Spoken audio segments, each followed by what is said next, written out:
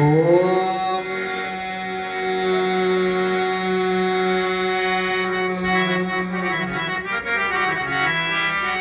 हरिः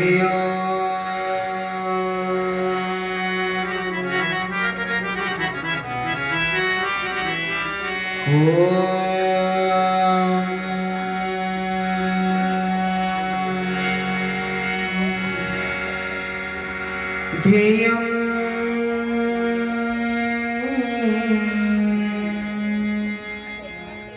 सदा परिभवग्नम् अभीष्टदोहम्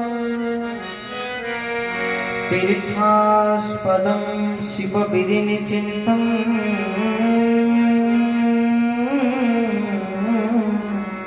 शरण्यं हरि हरि वो भूत्यात्यहं प्रणतपालभवाप्तिपूतम्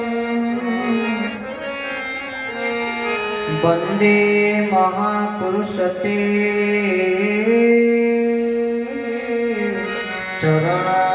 चरणारविन्दम् हरि हरि वो त्वमेव ब्रह्मं परमं ब्रह्म च त्वमेव निराकारनिरामय त्वमेव शक्ति हरिहर ब्रह्मा त्वमेव नाथ गुरुस्वामी मम त्वमेव नाथ गुरुस्वामी मम त्वमेव माता सचराचरस्य त्वमेव धाता भुवनत्रयस्य अज्ञानहर्ता जगदखिलस्य गातु न देव महिमण्डलस्य हे कृष्ण करुणा सिन्धु दीनबन्धु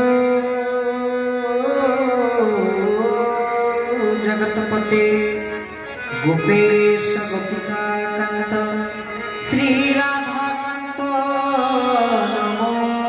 नमोस्तुते श्रीराधाकान्त नमोस्तुते तप्तकाञ्चन गौराङ्गी श्रीराधा वृन्दावनेश्वरी वृषभानुसुते देवी प्रणमामि हरि वाञ्छाकल्पतरुर्भ्यश्च कृपासिन्धुर्वैव च पतितानां पावनेभ्यो वैष्णवेभ्यो नमो नमः प्रह्लाद नारद पराशर पुण्डरीक व्यासंबरी शस्कसौनक भीष्मदलभ्यान् रुक्मां गदार्जुन वसिष्ठ विभीषणादिनि पुण्यानि मन्त्वं परमभागवतं नमामि श्रीकृष्ण गोविन्द हरे मुरारे हे नाथ नारायण वासुदेव कृष्ण गोविंद हरे मुरारे हे नाथ नारायण वासुदेव श्री कृष्ण गोविंद हरे मुरारे हे नाथ नारायण वासुदेव गोविंद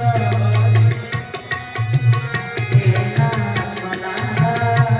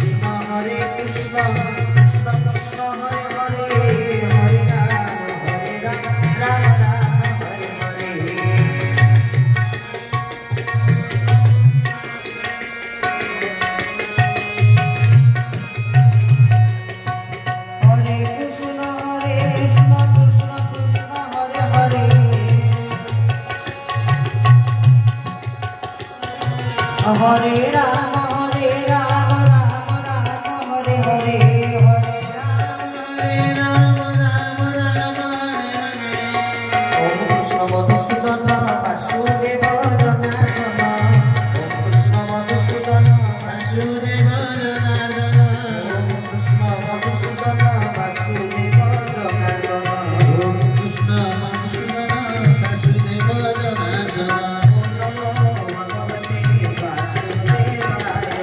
ওম নমো ভগবতে বাসুদেবায়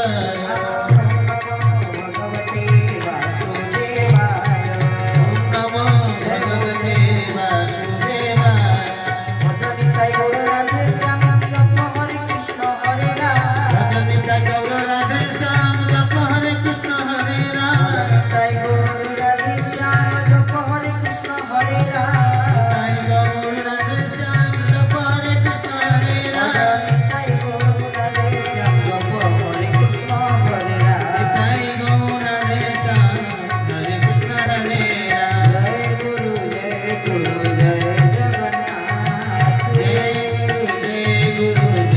জগন্নাথ জয় গুরু জয় জগন্নাথ জয় গুরু বৈকুণ্ঠনাথ জয় গুরু বৈকুণ্ঠনাথ জয় গুরু জয় জগন্নাথ জয় গুরু বৈকুণ্ঠনাথ আহা জয় গুরু জয় গুরু জয় জগন্নাথ জয় গুরু বৈকুণ্ঠনাথ बोल श्री राधेश्वर श्री कृष्ण बलराम की जय।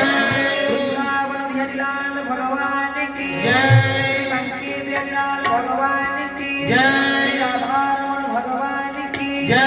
राधारमण सरकार की जय समस्त कल्याण हो बोल नंदे हरि हरि बोल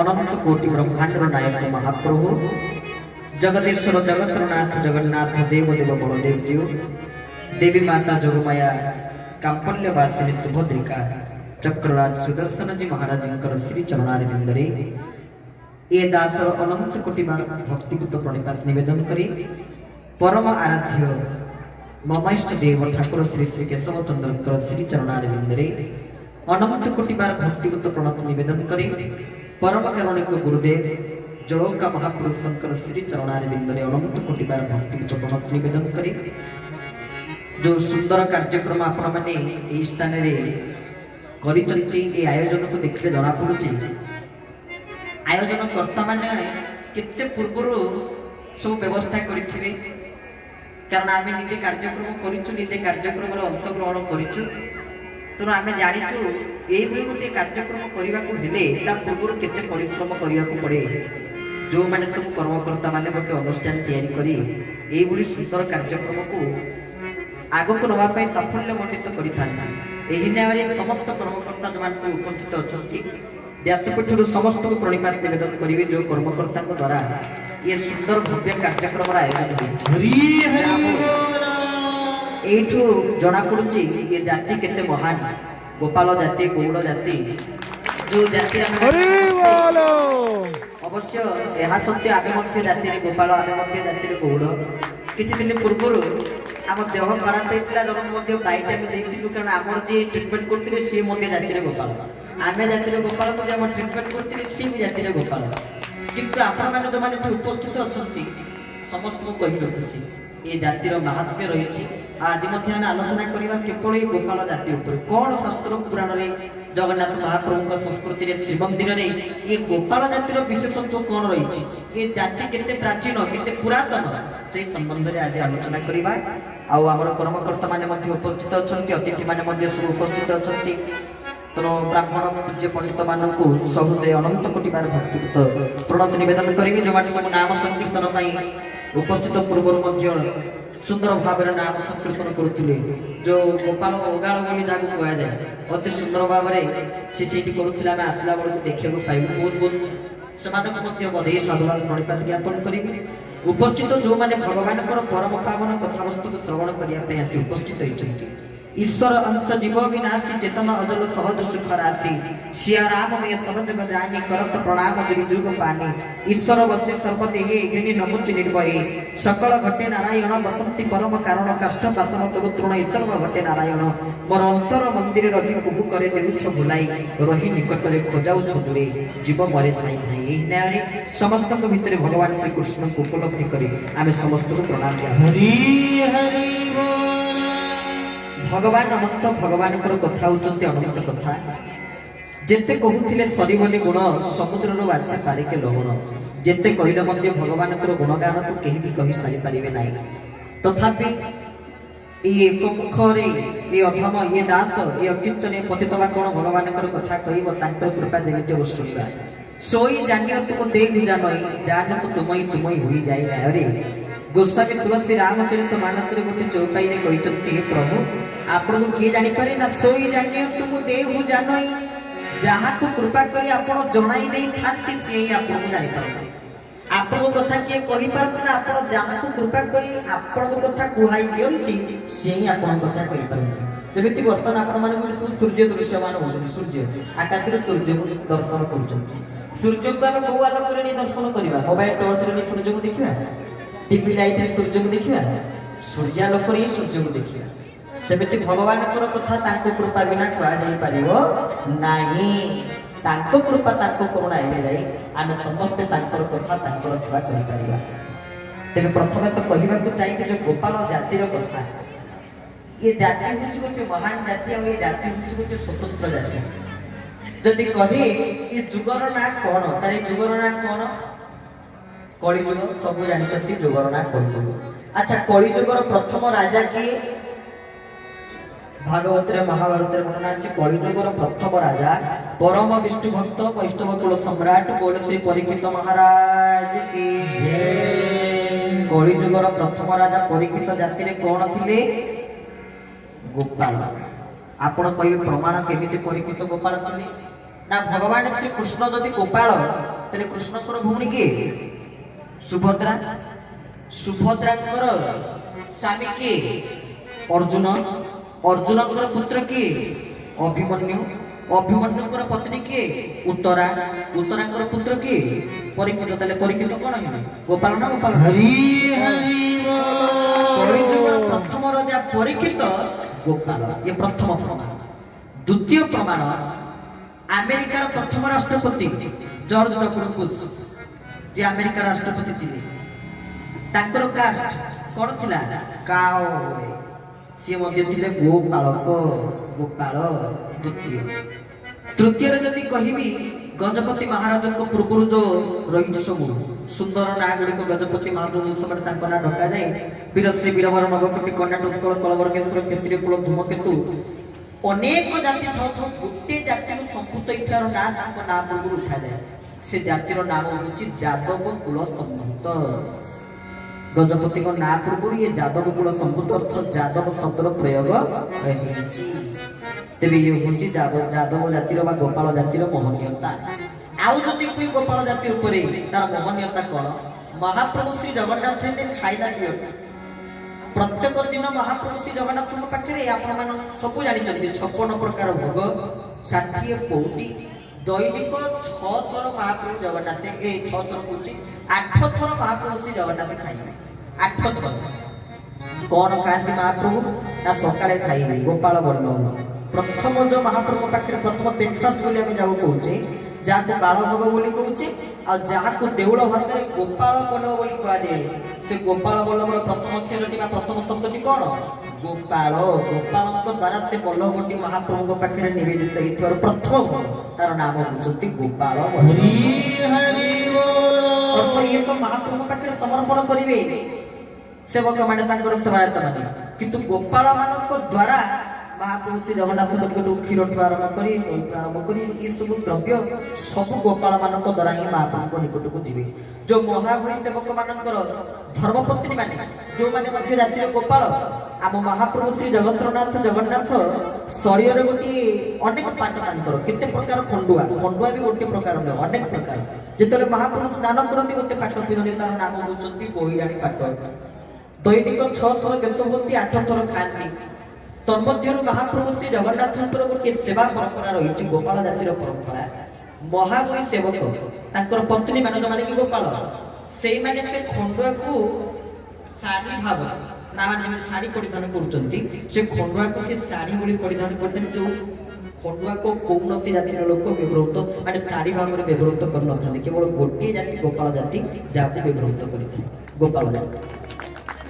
ଏ କଥା କାହିଁକି କହିଲି, କାରଣ ଗୋପାଳ ଜାତିର ସେଇ ଯୋଉ ମହାବଳୀ ସେବକ ମାନଙ୍କର ପତ୍ନୀ ମାନେ ଯୋଉମାନେ କି ଖଣ୍ଡୁଆକୁ ଧାରଣ କରିଥାନ୍ତି, ଖଣ୍ଡୁଆକୁ ପରିଧାନ କରି ଆମେ ବି ଆଗରୁ ଖଣ୍ଡୁଆ ପିନ୍ଧୁଥିଲୁ। ଘରେ ବି କେତେ ଖଣ୍ଡୁଆ, ଯୋଉଠି ଯାଉ ମହାପ୍ରଭୁଙ୍କ ସଂସ୍କୃତିର ପ୍ରଚାର ପ୍ରସାର କରିବା ପାଇଁ ସେଇଠି ଖଣ୍ଡୁଆ, ମହାପ୍ରଭୁ ଶ୍ରୀ ଜଗନ୍ନାଥ ଖଣ୍ଡୁଆ ପାଟ ମିଳେ, କେତେ ଖଣ୍ଡୁଆ ଥାକଇକି ଘରେ ଥିଲେ। ଆମେ ମଧ୍ୟ ଖଣ୍ଡୁଆ ପକେଇ ଆଗରୁ ମଞ୍ଚକୁ ଯାଉଥିଲୁ କହୁଥିଲୁ, କିନ୍ତୁ ଏବେ ଆଉ ଖଣ୍ଡୁଆ ପରିଧାନ ପ୍ରାୟ ସମୟ କରୁନାହୁଁ, କାରଣ ବର୍ତ୍ତମାନ ପୁରା ସମ୍ପୂର୍ଣ୍ଣ ରେଷ୍ଟ୍ରିକ୍ସନ ହେଇଯାଇଛି। ଏ ଖଣ୍ଡୁଆ ପାଟକୁ ପରିଧାନ କରି ଚପଲ ପିନ୍ଧିକି ଯାଇପାରିବା ନାହିଁ, ସାଧାରଣ ଜିନିଷ ନୁହେଁ। ମହାପ୍ରଭୁ ଜଗନ୍ନାଥ ଏହାକୁ ନିୟମିତ କି କୁହନ୍ତି ବଡ ସିଙ୍ଗାର, ବଡ ସିଙ୍ଗାର ଖାଲି ନୁହେଁ, ପୁରା ମହାପ୍ରଭୁ ଜଗନ୍ନାଥ ଏହାକୁ ସଦାସର୍ବଦା ତାଙ୍କର ଯୋଉ ସ୍ଥାନରେ ବ୍ରହ୍ମ ଅଛନ୍ତି, ଯୋଉ ନାଭି ଦେଶ ନାଭି କମଳ, ସେଇ ସ୍ଥାନରେ ମହାପ୍ରଭୁ ଶ୍ରୀ ଜଗନ୍ନାଥ ଖଣ୍ଡୁଆକୁ ସଦାସର୍ବଦା ପରିଧାନ କରି ଥାନ୍ତି। ସେ ଖଣ୍ଡୁଆ ପାଟ ମହାପ୍ରଭୁ ଶ୍ରୀ ଜଗନ୍ନାଥଙ୍କର ତାର ବହୁତ ଶକ୍ତି, ତାର ବହୁତ ପାୱାର ଅଛି ମହାପ୍ରଭୁ ଶ୍ରୀ ଜଗନ୍ନାଥଙ୍କ ଖଣ୍ଡୁଆ ପାଟ, ଯୋଉଠି ଗୀତ ଗୋବିନ୍ଦ ଅତି ସୁନ୍ଦର ଭାବରେ ଲେଖାଯାଇ ଅଛନ୍ତି। ସେଇ ଖଣ୍ଡୁଆ ପାଟକୁ ନାଭି ତଳକୁ ଆଉ ପଡିପାରିବ ନାଇଁ, ଯିଏ ପକେଇବ ଏତିକି ଯାଏ। ନଚେତ ଯଦି ଖଣ୍ଡୁଆ ଆମେ ପରିଧାନ କରିବା ମୁଣ୍ଡରେ ବାନ୍ଧିବା, ଖଣ୍ଡୁଆକୁ ମୁଣ୍ଡରେ ବାନ୍ଧି ହେବ, କିନ୍ତୁ ତାକୁ ଆମେ ଏମିତି ପକେଇ ପାରିବାନି ପାଦ ଯାଇ ସେ ଖଣ୍ଡୁଆ ଲମ୍ବି ପାରିବ ନାହିଁ, ଦୋଷ ଲାଗିବ। ଆଉ ଖଣ୍ଡୁଆ ପିନ୍ଧି ମଧ୍ୟ ସାଧାରଣ ମଣିଷକୁ ଆମେ ପ୍ରଣାମ କରିପାରିବା ନାହିଁ, ସାଧାରଣ ମଣିଷ ନୁହେଁ, ଖାଲି ଦିଅ ଦେବତା ଏପରିକି ଖଣ୍ଡୁଆ ପିନ୍ଧିକି ଜଗନ୍ନାଥଙ୍କୁ ମଧ୍ୟ ପ୍ରଣାମ କରିବା ବିଧେୟ ନୁହେଁ। ଖଣ୍ଡୁଆ ପରିଧାନ କରି କୌଣସି ଦେବତାଙ୍କୁ ପ୍ରଣାମ କରାଯାଇ ନଥାଏ। ବହୁତ ଲୋକ ଖଣ୍ଡୁଆ ପରିଧାନ କଲେ, ଚପଲ ମାଡ଼ି ଏପରିକି ସାର୍ପାସ ଗଲାବେଳକୁ ଖଣ୍ଡୁଆ ପିନ୍ଧି ଦେଇକି ସାର୍ପାସ କରିଦେଲେ, ଯାହାଫଳରେ ସେ ଖଣ୍ଡୁଆ ବେମାର ହେଇଗଲା। ତେବେ କହିବାର ଉଦ୍ଦେଶ୍ୟ, ସେ ଖଣ୍ଡୁଆ ପାଟକୁ ସମସ୍ତେ ପରିଧାନ ବର୍ତ୍ତମାନ କରିପାରିବେ ନାହିଁ। ଆମ ଗୋପାଳ ଜାତିର କେତେ ମହାନ ମହନୀୟତା ରହିଛି। ସେ ମହାବଳୀ ସେବକ ମାନଙ୍କର ଯୋଉମାନେ ଗୋପାଳ ସେବକ ମହାପ୍ରଭୁଙ୍କର ତାଙ୍କ ପତ୍ନୀ ମାନେ ସେ ଖଣ୍ଡୁଆକୁ ଶାଢ଼ୀ ଭାବରେ ପରିଧାନ କରି ମହାପ୍ରଭୁ ଜଗନ୍ନାଥଙ୍କ ସେବାରେ ବ୍ରତେଇଥାନ୍ତି। ଇଏ ହେଉଛି ଗୋପାଳ ଜାତିର ଭୂମିକା। କେତେ କହିବେ ଆପଣ ମାନଙ୍କୁ ଗୋପାଳ ଜାତିର ଭୂମିକା, ଯେତେ କହିଲେ ମଧ୍ୟ ସରିବନି। ଗୋଟିଏ ସୁନ୍ଦର ପଦ ଅଛି ଗୌଡ଼କୁ ନେଇ, କହିଲେ ଘରେ ନ ରୁହନ୍ତି ଗୌଡ଼େ ବଡ କୋଉ ଜାତି, ବଡ ଅଧମ ଜାତି। ଅଧମ କହିଲେ କଣ କୁହନ୍ତିନି, ମୁଁ ଅଧମ ଅକିଞ୍ଚନ, ମୁଁ କିଛି ଜାଣିନି। ଅଧମ କହିଲେ ବୋକା, ଅଧମ କହିଲେ ମୂର୍ଖ, ମୁଁ କିଛି ଜାଣିନି, ଅଧମ ବୋଲି କହିଦିଅନ୍ତି। ଆଚ୍ଛା, ଅଧମ ଶବ୍ଦ ଅର୍ଥ ଖାଲି ମୂର୍ଖ? ହଁ, ଏହା ସତ୍ୟ, ଅଧମ କହିଲେ ମୂର୍ଖ। କିନ୍ତୁ ଏମିତି ବି ଗୋଟିଏ ଗୋଟିଏ ଶବ୍ଦ ଅଛି ଯାହାର ଦୁଇ ଅର୍ଥ ବୋଧକ ଶବ୍ଦ। ଗୋଟିଏ ଗୋଟିଏ ଶବ୍ଦ ଯେମିତି ବାସ, ବାସ, ଦୁଇଟି ବାସ। ଗୋଟିଏ ବାସ କହିଲେ କଣ ବାସନା, ଆଉ ଗୋଟେ ବାସ କହିଲେ କଣ ବାସ ଘର। ଦୁଇଟା ଶବ୍ଦ ଏକା ପରିକା ଲେଖିବାନି କି, ବରା ଏକାରେ ବାସ ଆଉ ସ ବାସ ଏକା ଟାଇପର ଲେଖା ହବ, କିନ୍ତୁ ଦୁଇଟି ଶବ୍ଦର ଅର୍ଥ ଅଲଗା। ସେମିତି ଯୋଉ ଅଧମ ଶବ୍ଦ, ଏହାର ଦୁଇ ଗୋଟି ଅର୍ଥ। এই অধম শব্দর দুইটি অর্থ কোন না, প্রথম শব্দ যে অধম আমি লিখিবা তা অধম উচ্চারণ করিবা, তার অর্থ হচ্ছে মু কিছু জানি না, মু মূর্খ। আউ যদি সংস্কৃত শৈলীরে আমি অধম শব্দকে বিবেচনা করিবা, অধম কইলে ন ধম অধম, ধম কইলে কোনদিন ধিমেই দিবা মানে অলসুয়া, ধম কইলে অলসুয়া, অধম কইলে যে অলসুয়া নয়, যে সদা সর্বদা কর্মতৎপর, সে হচ্ছে গোপাল। হরি গৌড়ে বড় অধম জাতি, ঘরে নরবন্তী গৌড়ে। আচ্ছা, অলসুয়া লক্ষণ কোন, ঘরে বসিকি কমল গড়েকি শোইবা অলসুয়া লক্ষণ, ঠিক না ভুল? আর যদি গোপাল মানে অলসুয়া হইথালে তাহলে লেখিথাନ୍ତି ঘরে নরবন্তী গৌড়ে, ঘরে নুহନ୍ତି লেখিথাନ୍ତା না। ঘরে নরবন্তী গৌড়ে বড় অধম জাতি কইলে ଆମେ ମାନେ ସଦାସର୍ବଦା କର୍ମତৎପରତାର ପ୍ରତ୍ୟକ୍ଷ ପ୍ରମାଣ ଏଠି ଆପଣ ମାନେ ଦେଖନ୍ତୁ ଭାଇ ମାନେ। এইগুলা শীত দিନରେ ଥଣ୍ଡା ଦିନରେ ବାହାରିବାକୁ ମାନେ ରାତିରେ ଡ୍ୟୁଟି ସଇଲା ପରେ ସମସ୍ତ କାମ ସଇଲା ପରେ ଆଉ ଘରୁ ବାହାରିବାକୁ ଇଚ୍ଛା ହବନି। ତାପରେ ମଧ୍ୟ ଯେହେତୁ ଅଧମ ଜାତି ନା, କର୍ମତৎପର ଜାତି ନାହିଁ, ତେଣୁ ସେମାନେ ସବୁ ଶୀତକୁ ଖାତିର ନ କରି ସମସ୍ତେ କାର୍ଯ୍ୟକ୍ରମ ପାଇଁ ଲାଗି ପଡ଼ିଛନ୍ତି। ଇଏ ହେଉଛି ଗୋପାଳ ଜାତିର ପ୍ରତୀକ। ଏଇମାନଙ୍କୁ ସମସ୍ତଙ୍କୁ ମୁଁ ପ୍ରଣାମ ନିବେଦନ କରିବି। ଘରେ ନ ରୁହନ୍ତି ଗୌଡ଼େ ବଳ ଅଧମ ଜାତି, ଏଠି ଅଧମ କହିଲେ ମୂର୍ଖ ନୁହେଁ, ଏଇମାନେ ସମସ୍ତେ କର୍ମତৎପର। ଖାଲି ଏମାନେ ନୁହେଁ, ମତେ ମିଶେଇକିରି ମଧ୍ୟ ଆମେ ସମସ୍ତେ କର୍ମତତ୍ପର।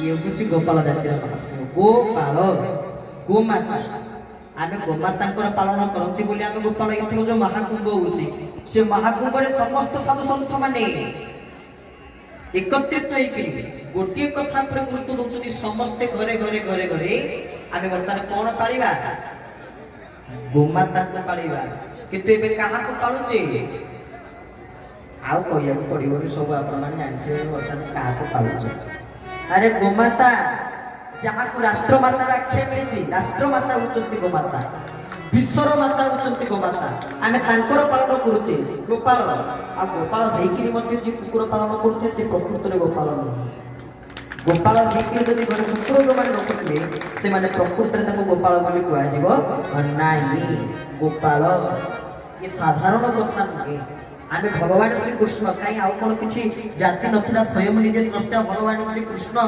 आसी गले गोपाल जाति रे कृष्ण की थिले स्वयं भगवान थिले या सत्य ना मिथ्या सत्य ये कहते राम भक्त जदि थिवे से कहबे ना मिछ राम भगवान ना कृष्ण को भगवान जदि कि कृष्ण भक्त थिवे से कहबे राम भगवान ना कृष्ण को भगवान तो कृष्ण भक्त राम भक्त परस्पर विरोधी कृष्णकर राम सहित कृष्ण जी राम सी किंतु कृष्ण भक्त राम भक्त सहित पड़ुनी राम भक्त कृष्ण भक्त सहित पड़ुना उभयंकर उभयंक भितर विपक्ष चलती किंतु कही रखुचे भगवान कृष्ण होचंती भगवान प्रमाण कृष्ण केमिति भगवान आजिकल भगवान किए बर्तमान भगवान गोटे कौन हो माने दुकान भाया गोटे सौदा हो भगवान शब्द जो कौन क्षेत्र में भगवान शब्द प्रयोग कर दूचे जदि गोटे को लोकटी को देखिले आमको भल पदे कथा करदेला आ भगवान भारिया लोक अरे भगवान कौन भावुच कि तुम जहाँ को नहीं भगवान करदे कि किता अधिकारी कहले गराक भगवान कहा भगवान कर सारे क्या भगवान कर सारे किंतु प्रकृत में देवी दिने गोटे लोक ता मुंडे चुट्टी न थाए चंदा है लोकटी से तारा बस ता पाखरे मध्य दुई जन सांग बसछन दुई सांग उपस्थित गोटे लोक हठात आसी पहुंची कहूची जे भाई तुम ना पूरा महात्मा गांधी भाया देखा आ महात्मा गांधी पड़ी आसिले ना कौन महात्मा गांधी भाया तुम देखा ता पाखरे जो द्वितीय सांगटी बसतिला से लोकटा कहला अरे हरि कृष्ण महात्मा गांधी भाया देखा मत बा काली गोटे लोक राति रे अंधारे देखि कहूची मु नेताजी सुभाष चंद्र बोस भाया देखा तृतीय व्यक्ति जी थिला से कहला रे तू जदी महात्मा गांधी आ तू जदी नेताजी सुभाष चंद्र बोस मते पा लोक भगवान कहलेनी आ तो कोन लोक भगवान कहलेनी नाम समुदाय याके मिसे की तीन थर खंडे जेल गले तीन थर जेल जिया भीतर शेष थर पे जेल गले से जेल थिला गेट कीपर मते कहला हे भगवान तुम कोनी जेल आसिलो कहला भगवान की मु काउची हरि बोलो भगवान गोटे किनाबिका वर्तमान शब्द हो जाइए जहाँ क्षेत्र जो कौन क्षेत्र में भगवान शब्द को हमें प्रयोग करी ए दउची समस्त भगवान नहीं कृष्ण भगवान बोली तार प्रमाण होचंती गीता देखिबे गीता जते बड़ा अर्जुन पचारे लिखा हिचंती अर्जुन उवाच तो संजय पचारे लिखा जाइछि संजय उवाच धृतराष्ट्र तले पचारे लिखा जाइछि धृतराष्ट्र उवाच किंतु जेते बड़े एई मानकर जिज्ञासा को पूर्ण करी उत्तर प्रदान करूचंती कोठी लिखा हिचि कृष्ण उवाच देखिए गीता रे खोजिबे कोठी लिखा हिचि कृष्ण उवाच सबठ कोन लिखा हिचि श्री भगवान उवाच तमाने भगवान कृष्ण की भगवान कृष्ण होचंती भगवान प्रमाण भगवान जो भगत शब्द को हमें देखुनी भगत शब्द अर्थ रही छठी ऐश्वर्य आज्ञा तो पूज्य ननाथ आम ये ब्राह्मण पंडित उपस्थित अच्छा केड़े सुंदर भाव में ये वेद मंत्र आह्वान कर आज कार्यक्रम को आरंभ कले व्यासपीठ प्रणाम ज्ञापन कर तेणु पाखे कही रखी आपण मान पाखे कही रखी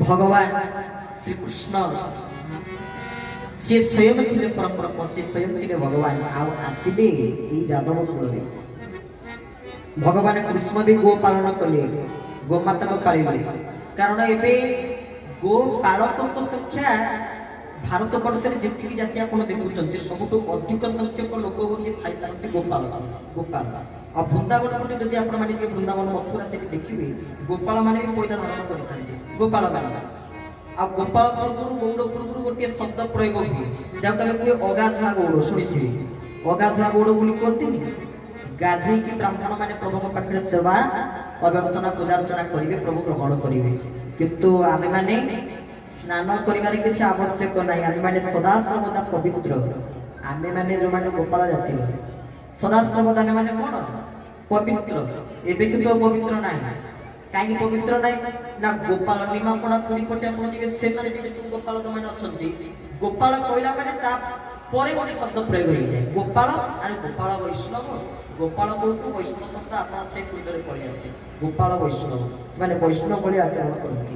ଆମେ ଯଦି ଗୋପାଳ ହେଇକିରି ଆମିଷ ଭକ୍ଷଣ କରୁଥିବା ତାହେଲେ ଆମେ କୋଉ ଗୋପାଳ ହେଲେ ଆମକୁ କୋଉ ପ୍ରକାର କୋଉ ନ୍ୟାୟରେ ଆମକୁ ଗୋପାଳ କୁହାଯିବ ସେ ଗୋପାଳର କୌଣସି ମୂଲ୍ୟ ନାହିଁ।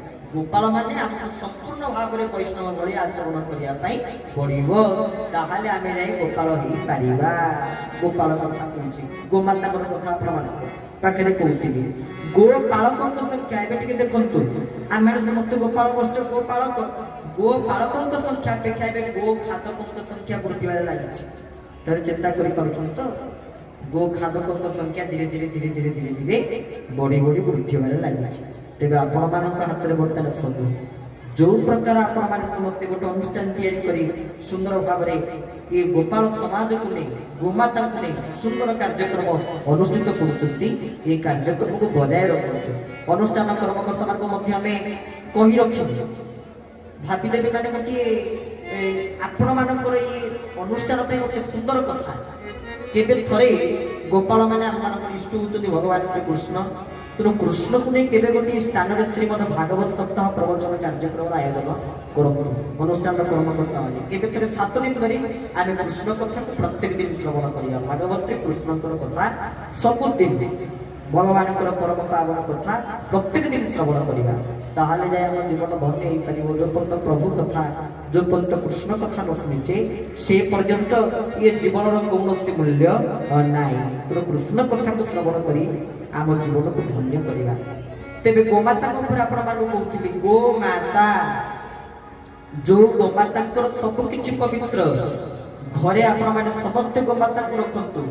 ଜଗନ୍ନାଥ ମହାପ୍ରଭୁଙ୍କର ଯୋଉ କୋଠ ଭୋଗ ହୁଏ ସେ କୋଠ ଭୋଗରେ କ୍ଷୀର ସମ୍ପୂର୍ଣ୍ଣ ଦେଶୀ ଗାଈ କ୍ଷୀର ବ୍ୟବହୃତ ହେଇଥାଏ। ଆଉ କୌଣସି ପ୍ରକାର ବିଦେଶୀ ଗାଈ କ୍ଷୀର ସେ ମହାପ୍ରଭୁ ପାଖରେ ବ୍ୟବହୃତ ହବ ନାହିଁ। ସମ୍ପୂର୍ଣ୍ଣ ଦେଶୀ ଗୋମାତାଙ୍କର କ୍ଷୀର ସେଇଥିରେ ପଡ଼ିବେ ମହାପ୍ରଭୁ ପାଖରେ ସମର୍ପିତ ହେବେ। ଗୋମାତାଙ୍କର ଯୋଉ ସୁନ୍ଦର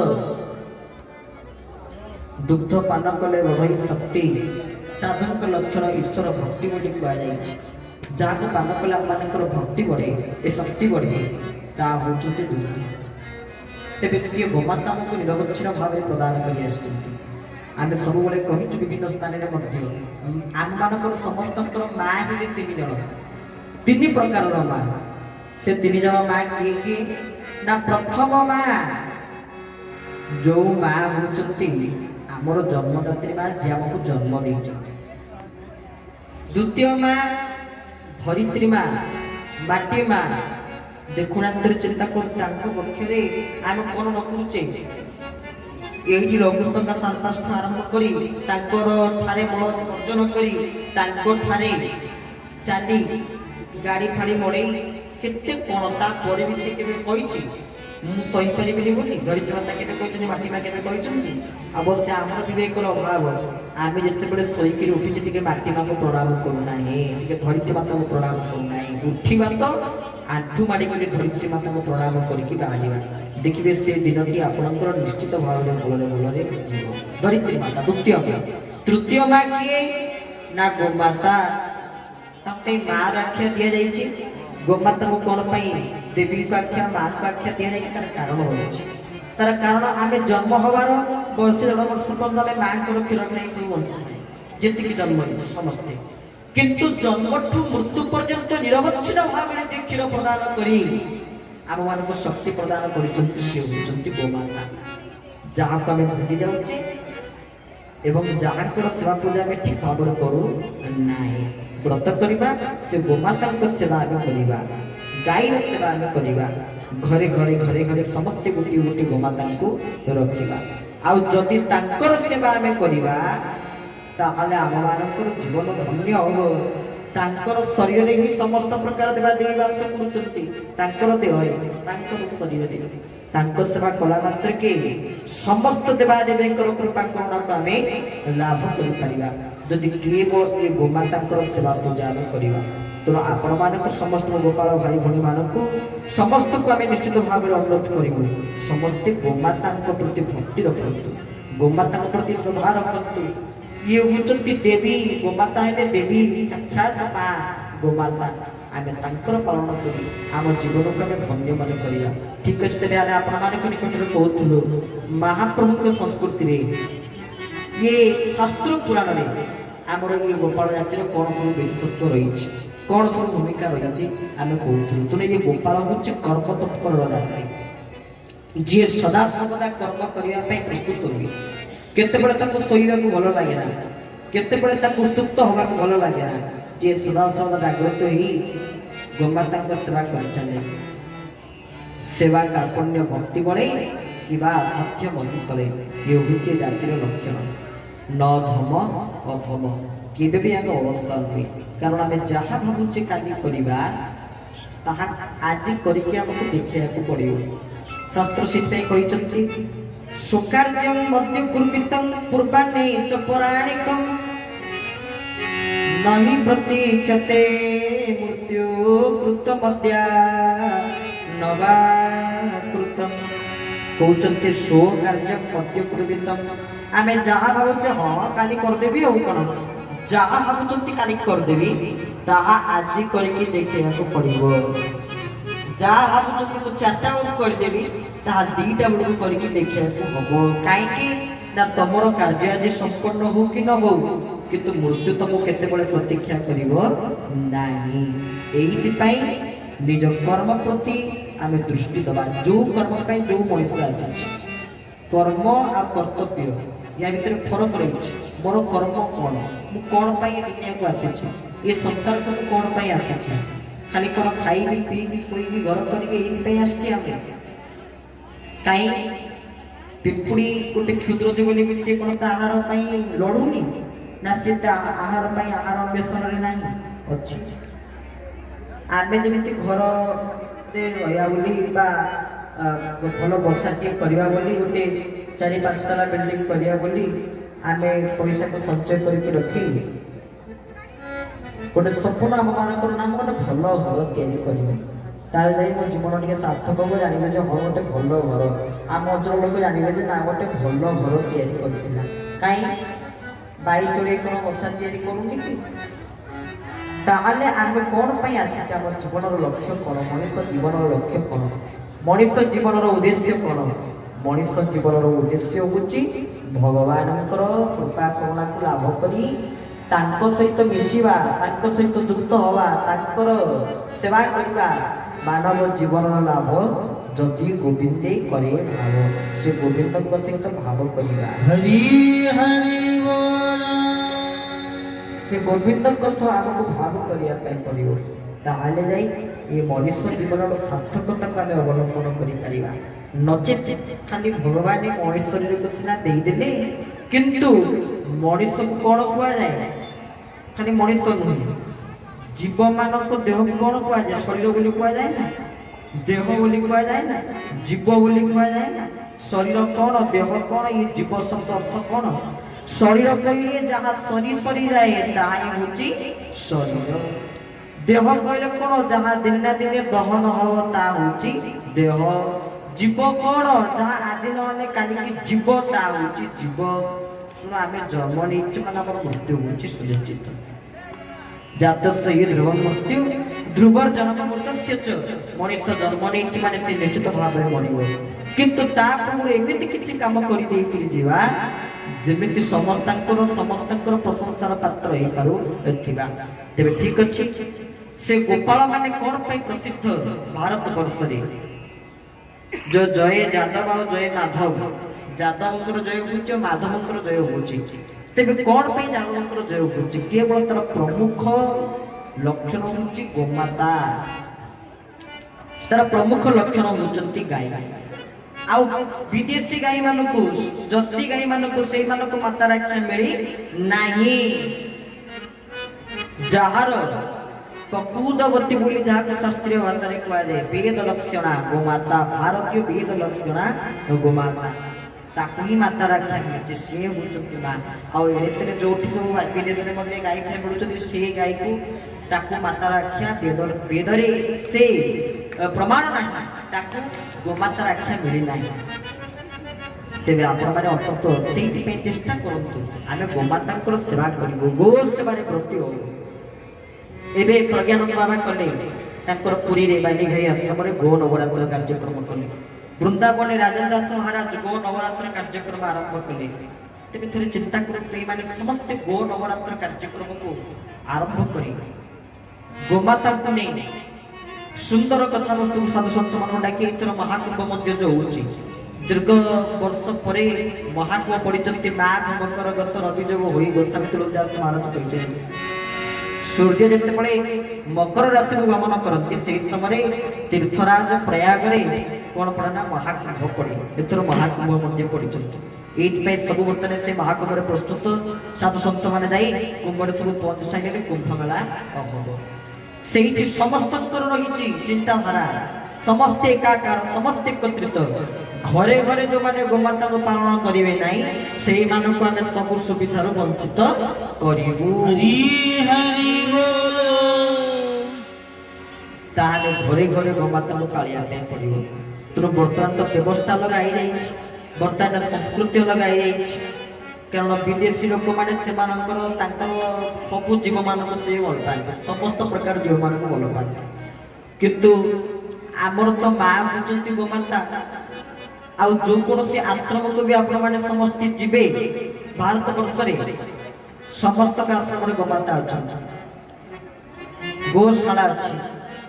ଆମର ଆଚାର୍ଯ୍ୟ ଯିଏ ସତ୍ୟାନନ୍ଦ ବାବା ତାଙ୍କ ଆଶ୍ରମକୁ ଯିବେ, ସେଠି ଗୋମାତା ଅଛନ୍ତି। ପରମହଂସ ପ୍ରଜ୍ଞାନନ୍ଦୀ ମହାରାଜ ହଜାର ହଜାର ଗାଈକୁ ରଖିଛନ୍ତି। ଆଉ ସବୁଠୁ ବଡ଼ କଥା, ଭାରତ ବର୍ଷରେ ସର୍ବଶ୍ରେଷ୍ଠ ଗୋପାଳ ସର୍ବାଧିକ ଗାଈ ଯିଏ ରଖିଥିଲେ ଏଇ କଳିଯୁଗରେ ନୁହେଁ, ଦ୍ୱାପର ଯୁଗରେ। କିଏ ସିଏ ଥିଲେ? ବଡ଼ ଶ୍ରୀ ନନ୍ଦ ମହାରାଜ କି ସିଏ କେହି ନଥିଲେ, ସିଏ ଥିଲେ ସେଇ ଗୌଡ଼, ସିଏ ଥିଲେ ସେଇ ଗୋପାଳ ଯିଏ ହଉଛନ୍ତି ନନ୍ଦ ବାବା। କେତେ ଗୋମାତା ରଖିଥିଲେ ଭଗବାନ କୃଷ୍ଣ, କାହିଁ ସେ ନନ୍ଦଙ୍କ ନିକଟରେ ଆବିର୍ଭାବ ହେଲେ? ଅନେକ କାରଣ। କାହିଁ ସେ ବସୁଦେବ ଦେବଙ୍କ ପାଖରେ ଆବିର୍ଭାବ ହୋଇ କଣ ଲୀଳା କରିପାରିନଥାନ୍ତେ ଭଗବାନ କୃଷ୍ଣ? ନନ୍ଦଙ୍କ ନିକଟକୁ, ଯଶୋଦାଙ୍କ ନିକଟକୁ କଣ ପାଇଁ ଭଗବାନ ଶ୍ରୀକୃଷ୍ଣ ଆସିଲେ? ଖାଲିଟାରେ ଆସିଲେ କି ତାର କାରଣ ଅଛି। ଇଏ ଜାତିକୁ, ଏ ଜାତିର ମାନବୃଦ୍ଧି କରିବା ପାଇଁ, ଉଦ୍ଧାର କରିବା ପାଇଁ ଭଗବାନ ଶ୍ରୀକୃଷ୍ଣ ଏଇ ଜାତିରେ ଜନ୍ମ ନେଲେ। କହି ରଖୁଛି, ଜାତି କହିଲେ ଭଗବାନଙ୍କ ଦୃଷ୍ଟିରେ ସିଏ ଦେଖନ୍ତିନି ଯେ ଇଏ ବଡ଼ ଜାତି, ସିଏ ଛୋଟ ଜାତି, ସିଏ ଛୋଟ ଜାତି, ଇଏ ବଡ଼ ଜାତି, ତା ଠାକୁରଙ୍କ ଦୃଷ୍ଟିରେ ନଥାଏ। ଅବଶ୍ୟ ଆଜିକାଲି ବହୁତ ଲୋକଙ୍କ ଦୃଷ୍ଟିରେ ଅଛି କି ବଡ଼ ସାନର ବିଚାର, ଉଚ୍ଚ ନିଚ ଭେଦଭାବର ବିଚାର। ଏଇ ବିଚାରକୁ ଯଦି ଆମେ ମାନେ ରଖିବା ତାହେଲେ କେବେ ଆମର ଉନ୍ନତି ହେଇପାରିବ ନାହିଁ, କଦାପି ଉନ୍ନତି ହେଇପାରିବ ନାହିଁ। କେବେ ବଡ଼ ସାନ ଉଚ୍ଚ ନିଚ ଏଇ ଯେତେବେଳେ ଏଇ ପ୍ରକାର କଥା ମନ ଭିତରକୁ ଯିବ ଆମର ଉନ୍ନତି ଅସମ୍ଭବ ଆଉ ଅବନତି ସୁନିଶ୍ଚିତ। ତେବେ କହି ରଖୁଛି, ସମସ୍ତେ ଆମେ ମାନେ ସତର୍କ ହେଇଯିବା, କେବେ ସେଇ ବଡ଼ ସ୍ଥାନର ବିଚାର କରିବା ନାହିଁ। ବଡ଼ ସ୍ଥାନର ବିଚାର କରି ଲୋକମାନେ କେତେ ପଶ୍ଚାତାପ କରିଛନ୍ତି ଆପଣମାନଙ୍କୁ ଯଦି କହିବି। ଦୋଷ ତ କିଏ ମାନିବାକୁ ପ୍ରସ୍ତୁତ ନୁହେଁ, ଦୋଷ କିଏ ମାନିବାକୁ ପ୍ରସ୍ତୁତ? ଗୋଟେ ଲୋକ ଯେତେ ତା ଜୀବନରେ ଭୁଲ କରିଥାଉ ସେ କେବେ ଦୋଷ ମାନିବ? କେବେ ଭୁଲ ମାନିବ? ମୁଁ ଭୁଲ କରିଛି ବୋଲି କେବେ ତା ତ୍ରୁଟି ସିଏ ମାନିବ? ଓଲଟି ଭୁଲ ଦେଇ ଚାଲିବ ଅନ୍ୟ ଲୋକ ନାଁରେ, କିନ୍ତୁ ନିଜ ଭୁଲକୁ ସେ କେବେ ମାନିବ ନାହିଁ। ଦୋଷ ତୋର ନୁହେଁ କି ଦୋଷ ମୋର ନୁହେଁ, ଦୋଷ ହଉଛି ସେଇ ଗାତର। ଆଜିକାଲି ତ ଦୋଷ ତୋର ନୁହେଁ କି ଦୋଷ ମୋର ନୁହେଁ। କଣ କରିବୁ? ବେଳାରେ ଲେଖା ହେଇଥିଲା, ଭାଗ୍ୟରେ ହାତରେ ମୋର ଲେଖା ହେଇଥିଲା, ଆଉ ସେଇଆ ହେଲା। ଆଉ ନହେଲେ ଦୋଷ ତୋର ନୁହେଁ କି ଦୋଷ ମୋର ନୁହେଁ। ଆରେ ଭୁଲ କରିବ ତମେ, ଦୋଷ ଦବ ତମ ଭାଗ୍ୟକୁ, ଦୋଷ ଦବ ସମୟକୁ ନା।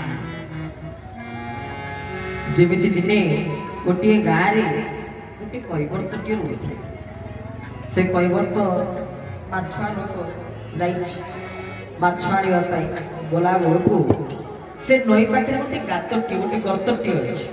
ସେ ଗର୍ତ୍ତ ପାଖରେ ଗୋଟିଏ ଧଣ୍ଡ ସାପଟି ଅଛି। ସେ ଧଣ୍ଡ ସାପଟି କଣ କରୁଛି ନା ହାତକୁ ଟିକେ କୁମ୍ପି ଦେଇଛି। ଆଉ ଯେତେବେଳେ ଛାଟି ହେଇକି ପଳେଇ ଆସୁଛନ୍ତି କୈବର୍ତ୍ତ ଜଣକ, ଯାଉ ବଞ୍ଚିଗଲି ବଞ୍ଚିଗଲି କହି ଆସୁଛନ୍ତି। ତାପରେ ନ ଗଲେ ପୁଣି ସେ ଦଣ୍ଡ ଆସିଲା, ଟିକେ ମୁହଁ ମାରି ଦେଇକି ପଳେଇଲା। ଏମିତି ଆମର ଗୋଟେ ଅଭ୍ୟାସ, ଭାବିଗଲେ ଦଣ୍ଡର ଗୋଟେ ଲକ୍ଷଣ ସବୁଦିନ ଆସିବା, ମତେ ଟିକେ ମୁହଁ ମାରି ଦେଇକିରି ଯିବା। ଛୋଟ ସାପଟା ବି ଦଣ୍ଡ, ବେଶୀ ଛୋଟ ସାପଟା। ଏହା ଭାବିକିରି କିଛି କିଛି ଗଲା ସେପଟେ ଦେଇକି ନାଗଦେବତା ଯାଉଥିଲେ। ଧଣ୍ଡକୁ ଦେଖିଲେ କହିଲେ, ଧଣ୍ଡ ତ ତାର କିଛି କରିପାରିଲୁନି। ସବୁଦିନ ତତେ ସେ ଆସିକି ଧରିକି ଫୋପାଡ଼ି ଦଉଛି, ତୁ ତାକୁ ମୁହଁ ମାରୁଛୁ, ସେ ଯଦି ଧରିକି ଫୋପାଡ଼ି ଦଉଛି, ତୁ ତାର କିଛି କରିପାରିଲୁ ନା। ଏଇଟା ଗୋଟେ କଥା। ଠିକ ଅଛି, ଆପଣ ବର୍ତ୍ତମାନ ମୋ ଜାଗାକୁ ଆସନ୍ତୁ, ମୁଁ ବର୍ତ୍ତମାନ ଆପଣଙ୍କ ଜାଗାକୁ ଯିବି, ଦେଖିବା କିଏ କେତେ କଣ କରୁଛି ଦେଖିବା। ବର୍ତ୍ତମାନ ଧଣ୍ଡ ଜାଗାକୁ ନାଗ ଆସିକିରି ପହଞ୍ଚିଲେ। ୟାର ତ ଲକ୍ଷଣ ସବୁଦିନ ଧଣ୍ଡ ଆସିକି ମୁହଁ ମାରି ଧଣ୍ଡକୁ ଫୋପାଡ଼ି ଦିଅନ୍ତି, ସେଦିନ ସେମିତି ନାଗ ଯାଉଛି ଟିକେ ମୁହଁ ମାରିବାକୁ, ଇଏ ମୁହଁ ମାରିବା ଭିତରେ ସେ ନାଗକୁ ମଧ୍ୟ ଧରିକି ଫୋପାଡ଼ି ଦେଇଛନ୍ତି। ଧଣ୍ଡ ଆସି ଚପି ଚପି ପହଞ୍ଚିଲା ନାଗ ପାଖରେ, କହିଲା ଆରେ କଣ ଇଏ ତପା କଣ କହୁଥିଲ, କାଳେ କଣ ସବୁ କରିଦଉଥିଲ, କାହିଁ ତ କିଛି କରିପାରିଲେ। ନାଗ ଦେବତା କହିଲେ ନା ଦୋଷ ତୋର ନୁହେଁ କି ଦୋଷ ମୋର ନୁହେଁ, ଦୋଷ କାର ନା ଦୋଷ ହଉଛି ସେ ଗାତର। ଆରେ ଗାତରା ସିନା ଟିକେ ଆଉ ଓସାରିଆ ଥିଲେ ମୁଁ ସିନା ପଣାଟା ଟେକିଥିଲେ ଚୋଟଟା ମାରିଥାନ୍ତି, ସେ ଗାତରା ତ ଏତେ ଛୋଟ ମୁଁ ତ ପଣା ଟେକି ପାରିବିନି, ଚୋଟ ମାରିବି କେତେବେଳେ। ସେ ଦୋଷ ତୋର ନୁହେଁ କି ଦୋଷ ମୋର ନୁହେଁ, ଭୁଲଟା ତ୍ରୁଟିଟା ହଉଛି ସେଇ ଗାତର। କଳିଯୁଗର ମଣିଷ କେତେବେଳେ ତା ଭୁଲ ତ୍ରୁଟିକୁ ସିଏ ଭାବିଦିଏ ଦୋଷ ମୋର ନୁହେଁ କି ଦୋଷ ତୋର ନୁହେଁ, ଦୋଷ ହେଲା ମୋ ସମୟର ଦୋଷର ମୋ ପିଲା। କିନ୍ତୁ ଆମେ ମାନେ ଭାରତ ବର୍ଷରେ ଜନ୍ମ ନେଇ ବେଦ ଲକ୍ଷଣା ଗୋମାତା ରାଷ୍ଟ୍ରମାତାକୁ ପ୍ରାପ୍ତ କରି ଏଇ ଜାତିରେ ଜନ୍ମ ନେଇ ଯଦି ପାଶ୍ଚାତ୍ୟ ସଂସ୍କୃତି ଆଡ଼କୁ ଦୃଷ୍ଟି ଦେବା, କାରଣ ସେଇମାନେ ଆମକୁ ଦେଖି ପରିବର୍ତ୍ତନ ହେଉଥିଲା ବେଳେ ଆମେ ବର୍ତ୍ତମାନ ତାଙ୍କୁ ଦେଖି ପରିବର୍ତ୍ତନ ହେବୁ। ଠିକ ନା ଭୁଲ? ସେମାନେ ଆମକୁ ଦେଖି ପରିବର୍ତ୍ତନ ହେଉଛନ୍ତି, ଧୋତି ପରିଧାନ କରୁଛନ୍ତି, ବସ୍ତ୍ର ପରିଧାନ କରୁଛନ୍ତି, ବେକରେ କଣ୍ଠିବାଣୀ ଧାରଣ କରୁଛନ୍ତି, ମଥାରେ ତିଲକ ଧାରଣ କରୁଛନ୍ତି, ହରେ କୃଷ୍ଣ ହରେ ରାମ ହରେ କୃଷ୍ଣ ମହାମନ୍ତ୍ର ନାମ ସଂକୀର୍ତ୍ତନ ଚଲେଇଛନ୍ତି। କିନ୍ତୁ ଆମେ ତାଙ୍କୁ ଦେଖି ପରିବର୍ତ୍ତନ ହଉଛେ। ବର୍ତ୍ତମାନ ଆମେ ମାନେ କୋଉ ସ୍ତରରେ ଆସିକି ପହଞ୍ଚି ଗଲେଣି? ଗୋପାଳ ମାନେ ଜାଣିବେ ଯେ ସେମାନେ ସମସ୍ତେ ଗୋଟେ ପ୍ରକାର ସନାତନ ଧର୍ମର ସାରଥୀ।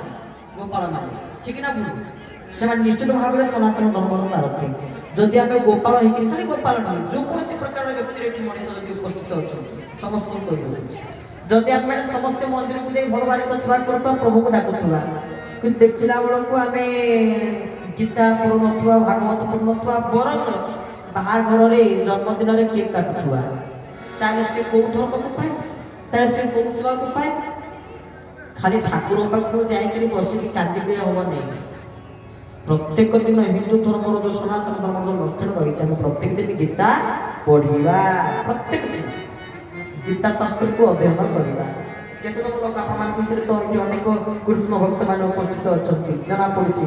ଆମେ ମଧ୍ୟ ପଚାରୁଛୁ ସମସ୍ତେ କଣ ଗୋପାଳ? ନା ହଁ ସମସ୍ତେ ଗୋପାଳ। ଦେଖ ମାନେ ସବୁଦିନ ଗୀତା ପଢୁଛନ୍ତି, ଆମେ ଦେଖିଲେ ପ୍ରତ୍ୟେକ ଦିନ ଆମେ ଗୀତା ପଢୁ। ଦେଖିଲେ କେତେ କମ ଆପଣମାନେ ଦେଖନ୍ତୁ, ଜଣେ ଦୁଇ ଜଣଙ୍କର ହାତ ଉଠୁନାହିଁ, କେତେ କମ।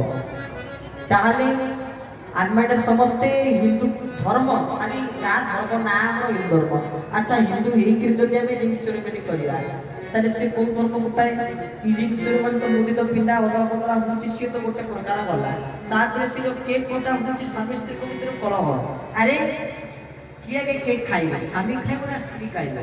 ଯାହାହେଲେ ସ୍ୱାମୀର ଟିକେ ଅଳଣା ଅଧିକା, ସ୍ୱାମୀ କାଟି ଦେଇକିରି ଆଗେ କଣ କରୁଛି, ସ୍ତ୍ରୀ କି ଟିକେ ଖୁଆଇ ସାରିଲା ପରେ ସ୍ୱାମୀ ସ୍ତ୍ରୀର ଭୋଗ ପ୍ରସାଦ ଟିକେ ଯୋଉ ଥିଲା, ସ୍ତ୍ରୀ ଖାଇଥିବା ଅଲଗା ପ୍ରସାଦ ସ୍ୱାମୀ ପାଇ ତା ଜୀବନକୁ ଧନ୍ୟ କରୁଛି। ସେ ଈଶ୍ୱର ମାନେ କୋଉମାନେ ପାଳନ କରନ୍ତି? ଖ୍ରୀଷ୍ଟିଆନ ମାନେ ପାଳନ କରନ୍ତି। କିନ୍ତୁ ଆମେ ହିନ୍ଦୁ ହେଇକି ଗୋପାଳ ଯଦି ସେଇ ପର୍ବ ପାଳନ କରିବା, ତାହେଲେ ଆମର କିଛି ବିଶେଷତ୍ୱ ରହିବ ନାହିଁ, ଆମେ ପବିତ୍ର ହେଇପାରିବା ନାହିଁ, ଆଉ ଭଗବାନ କୃଷ୍ଣଙ୍କୁ କୃପା କରୁଣା କରିପାରିବେ ନାହିଁ। କହି ରଖୁଛି ଆପଣଙ୍କ ନିକଟରେ, ଯଦି ମୁଁ ଜନ୍ମଦିନରେ ଗୋପାଳ ହେଇକି ଯଦି ଜନ୍ମଦିନରେ ବାର୍ଥଡେ ସେଲିବ୍ରେସନ କରି ଯଦି କେକ୍ କାଟୁଥିଲି ଆଣିକିରି, ତାହେଲେ ସେ କୋଉ ଧର୍ମକୁ ପାଏ? ସେ କୋଉ ସଂସ୍କୃତିକୁ ପାଏ? ସେ କୋଉ ନ୍ୟାୟକୁ ପାଏ? କୌଣସି ନ୍ୟାୟକୁ ପାଏ ନା, କୌଣସି ସଂସ୍କୃତିକୁ ପାଏ ନା। ଇଏ ଶାସ୍ତ୍ର ଲକ୍ଷଣ ନୁହେଁ। ଶାସ୍ତ୍ରରେ ମଧ୍ୟ, ବେଦରେ ମଧ୍ୟ, ପୁରାଣରେ ମଧ୍ୟ ଗୋବଂଶ ଗୋପାଳ ମାନଙ୍କର, ଗୋପାଳକଙ୍କର ଲକ୍ଷଣ ଅତି ସୁନ୍ଦର ଭାବରେ ବର୍ଣ୍ଣନା କରାଯାଇଛି ନା।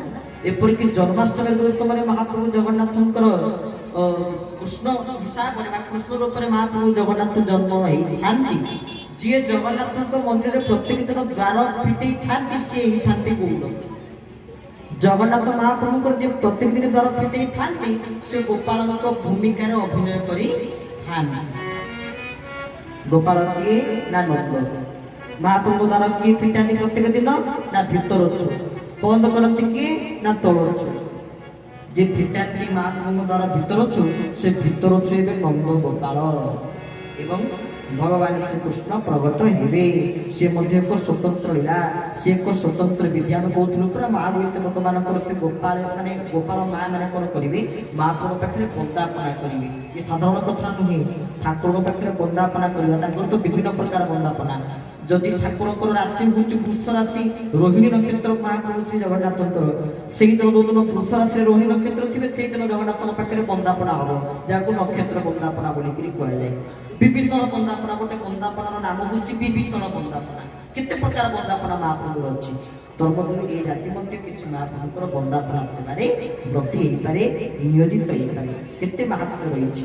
ଯଦି ଆମେ ତାକୁ ଗ୍ରହଣ ନ କରି ସେଇମାନେ ବର୍ତ୍ତମାନ ଆମେ ଦେଖିବାକୁ ପାଉଛୁ ଅନେକ ଜାଗାରେ, ଖାଲି ଗୋଟିଏ ଜାଗାରେ ନୁହେଁ, ଗୋଟିଏ ବର୍ଣ୍ଣର ଗୋଟିଏ ଧର୍ମର ଲୋକମାନଙ୍କ ପାଖକୁ ନୁହେଁ, ସବୁ ଧର୍ମର ଲୋକମାନେ, ସବୁ ବର୍ଗର ଲୋକମାନେ, ଯେମିତିକି ବାହାରେ ବିଦେଶର ଲୋକମାନେ କଣ କରୁଥିଲେ, ସେମାନଙ୍କର ପ୍ରକୃତିରେ ଶିଷ୍ଟାଚାର ଖ୍ରୀଷ୍ଟାଚାର କହିଲେ ସେମାନଙ୍କର କିଛି ନାହିଁ।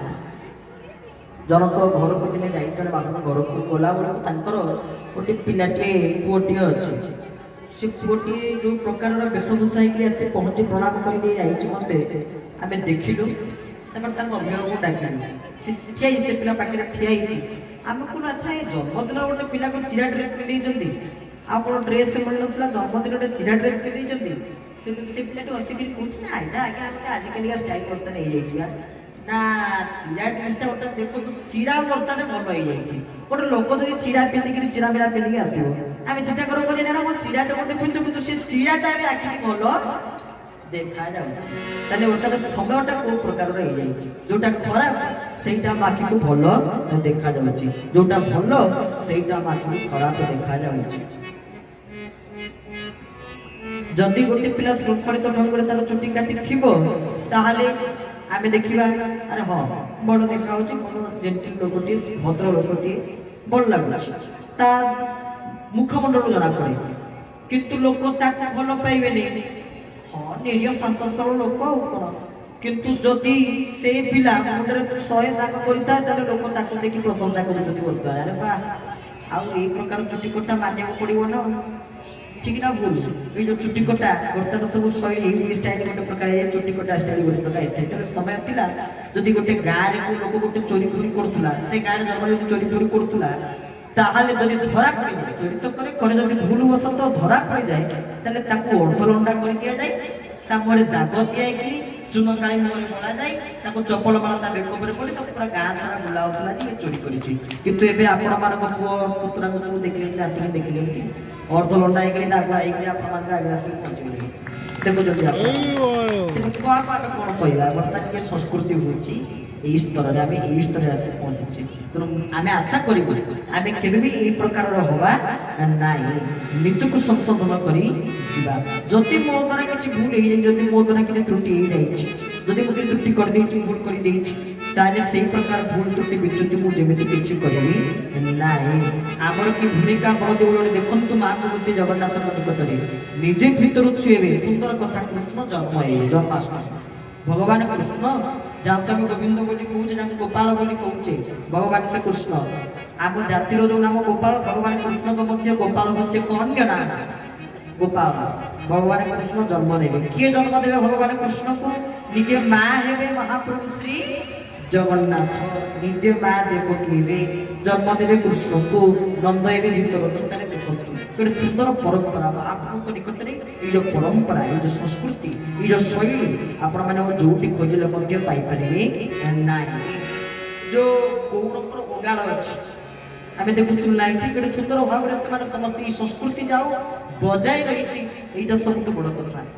ଏଇ ସଂସ୍କୃତିକୁ ବଜାୟ ରଖିବା ପାଇଁ ଆମେ ମହାପ୍ରଭୁଙ୍କର ଶ୍ରୀ ଚରଣାରବିନ୍ଦରେ ପ୍ରାର୍ଥନା କରୁଛୁ, ଏ ସଂସ୍କୃତି ବଜାୟ ରହୁ। ଆଉ ଦ୍ୱିତୀୟ କଥା, ଆପଣମାନେ ବହୁତ ଭାଗ୍ୟବାନ, ଯେତିକି ବସିଛନ୍ତି ଯୋଉମାନେ କର୍ମକର୍ତ୍ତା ମାନେ ଭାରି ଭାଗ୍ୟବାନ। କଣ ପାଇଁ?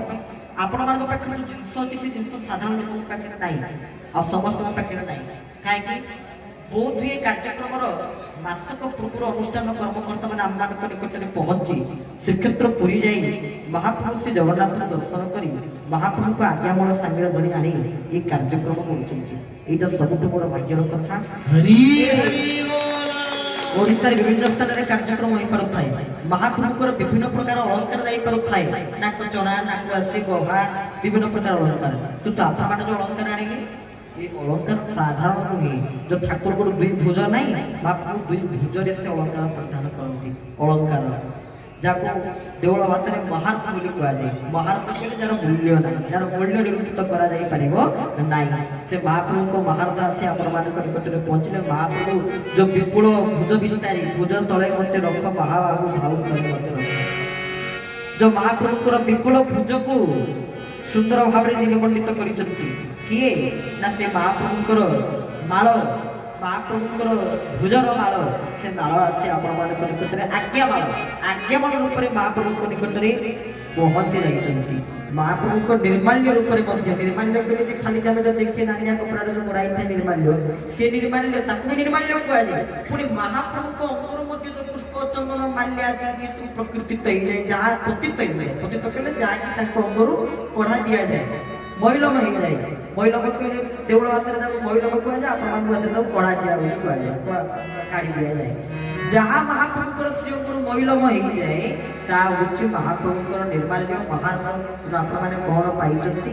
ମହାପ୍ରଭୁ ଶ୍ରୀ ଜଗନ୍ନାଥଙ୍କର ଆଜ୍ଞା ଏ କାର୍ଯ୍ୟକ୍ରମ ପ୍ରତି ଅଛି, ଏଇଥିରେ ଆପଣମାନଙ୍କ କାର୍ଯ୍ୟକ୍ରମ ଭଲ ତାଙ୍କ ଆଜ୍ଞା ନଥିଲେ କ'ଣ ଏ କାର୍ଯ୍ୟକ୍ରମ ହୁଅନ୍ତା? ତାଙ୍କର ଆଜ୍ଞା ଅଛି ବୋଲି କହିଲେ ସୁନ୍ଦର ଭାବରେ ବିଧିରେ ନୀତି ନିୟମରେ ଆପଣମାନେ କାର୍ଯ୍ୟକ୍ରମଟି କରୁଛନ୍ତି। ତାଙ୍କର ବିନା ଆଜ୍ଞାରେ କିଛି ହେଇପାରିବନି। କୃଷ୍ଣ ବୋଲି ଥରେ ডাকরে ডাকরে তা বিনা কে বড় প্রভু হে তাবিনা কে বড় কৃষ্ণ বলি ধরে ডাকরে ডাকরে কৃষ্ণ বলি ধরে ডাকরে ডাকরে তাবিনা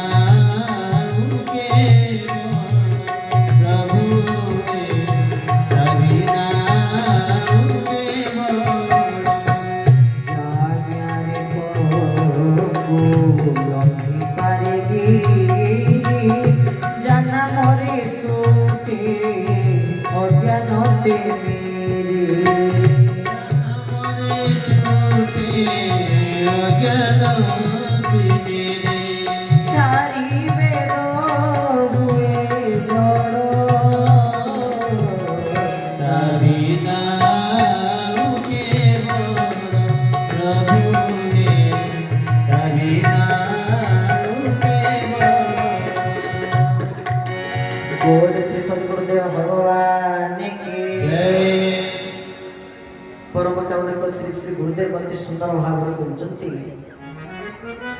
ବିନା ଆଜ୍ଞାରେ ତାଙ୍କରି ଜଗତରେ ରହି ନାହିଁ ବୃଥା ବାହାଦୁରୀ। ତାଙ୍କ ଆଜ୍ଞାରେ ସବୁ କାର୍ଯ୍ୟକ୍ରମ ଯୋଉ କୌଣସି ହଉଛି ତାଙ୍କ ଆଜ୍ଞାରେ ଏ କାର୍ଯ୍ୟକ୍ରମ ହଉଛି, ଯାହା ବି କିଛି ହଉଛି ତାଙ୍କ ଆଜ୍ଞା ରହିଲେ ଯାହା ଆଜ୍ଞାରେ ପଙ୍ଗୁ ଲଙ୍ଘି ପାରେ ଗିରି, ଯାହା ଆଜ୍ଞାରେ ପଙ୍ଗୁ ମଧ୍ୟ ଗିରି ଲଙ୍ଘି ପାରେ। ଯାହା ନାମରେ ତୁତେ ଅଜ୍ଞାନ ଦେବିରେ, ଯାହାଙ୍କ ନାମରେ ସମସ୍ତଙ୍କର ଅଜ୍ଞାନ ଅନ୍ଧକାର ଏସବୁ ଦୂରୀଭୂତ ହେଇଯାଇଥାଏ, ତାହା ହେଉଛି ଭଗବାନଙ୍କର କୃପା, ପ୍ରଭୁଙ୍କର ଆଜ୍ଞା। ତେଣୁ ସେ ଆଜ୍ଞାମାଳ ଶିର ସଙ୍ଗମ ପ୍ରମାଦ ମହାପ୍ରଭୁ ଶ୍ରୀ ଜଗନ୍ନାଥଙ୍କର ଆଜ୍ଞାମାଳ କହିଲେ ସେ ଜଗନ୍ନାଥ ନିଜେ ହିଁ ଆପଣମାନଙ୍କ ନିକଟରେ ଆସି ଉପସ୍ଥିତ ରହି ପରୋକ୍ଷ ଭାବରେ ତାଙ୍କ କାର୍ଯ୍ୟକ୍ରମକୁ ସିଏ ସୁଚାରୁ ରୂପେ ସମ୍ପାଦନା କରିଦେଇଛନ୍ତି। ଇଏ ତ ଗୌଡ଼ଙ୍କର କଥା କହିଲେ, ଗୋପାଳଙ୍କର କଥା କହିଲେ, ମା ମାନଙ୍କ ମନରେ ମୋ ମା ମାନେ ଉପସ୍ଥିତ ଅଛନ୍ତି। ଅବଶ୍ୟ ମା ମାନେ ଅଛନ୍ତି କି ନାହାନ୍ତି ଜଣାପଡ଼ୁ ନାହିଁ, କାରଣ ମା ମାନେ ଥିବାର ସଂକେତ ହେଉଛି ହୁଳହୁଳି। ଏପର୍ଯ୍ୟନ୍ତ କାହିଁ ହୁଳହୁଳି ଟିକେ ଶୁଣିପାରିଲେ ନାହିଁ। ଗୌଡ଼ଙ୍କ ଦେବ କୁମାର ହଁ, ମୁଁ ଭାବିଲି ବୋଧେ ହୁଳହୁଳି ନେଇ ଶିଖିନାହାନ୍ତି ବୋଧେ। ନା ନା, ଶିଖିଛନ୍ତି ଆଉ କହିଲେ ହବ। ହଉ ଠିକ ଅଛି। ତେବେ ବର୍ତ୍ତମାନ ଟିକେ ଗୌଡ଼ଙ୍କ କଥା ଆଲୋଚନା କଲେ, ଏବେ ଗୌଡ଼ୁଣୀଙ୍କ ଉପରେ ଟିକେ ଶୁଣିବା। ଗୌଡ଼ୁଣୀଙ୍କର ଭୂମିକା ସବୁ କ'ଣ ରହୁଛି? ପ୍ରଥମ କଥା, ମହାପ୍ରଭୁ ଶ୍ରୀ ଜଗନ୍ନାଥଙ୍କର ଜଣେ ବଡ଼ ଭକ୍ତ ଏଠି ଗୌଡ଼ୁଣୀ। କିଏ ସେ ଗୌଡ଼ୁଣୀ? ସେ ଆଉ କେହି ନୁହେଁ, ତାଙ୍କ ନାମ କ'ଣ? ମାଣିକ ଗୌଡ଼ୁଣୀ। ଆମେ ସମସ୍ତେ ଜାଣିଛେ ମାଣିକ ଗୌଡ଼ୁଣୀ। କିଏ ଖାଇବ ଖାଇବ ଆସ ଆସ ଏ ମାଣିକ ଦହିର ଦହି ବାସ। ହରି ହରି ବୋଲ। ଡାକିଲା ମାଣିକ ଗୌଡ଼ୁଣୀ। କେମିତି ଡାକିଛି? ତା ପୂର୍ବରୁ କାଞ୍ଚି ଅଭିଯାନ ପାଇଁ ପୁରୁଷୋତ୍ତମ ଦେବ ଯାଉଛନ୍ତି।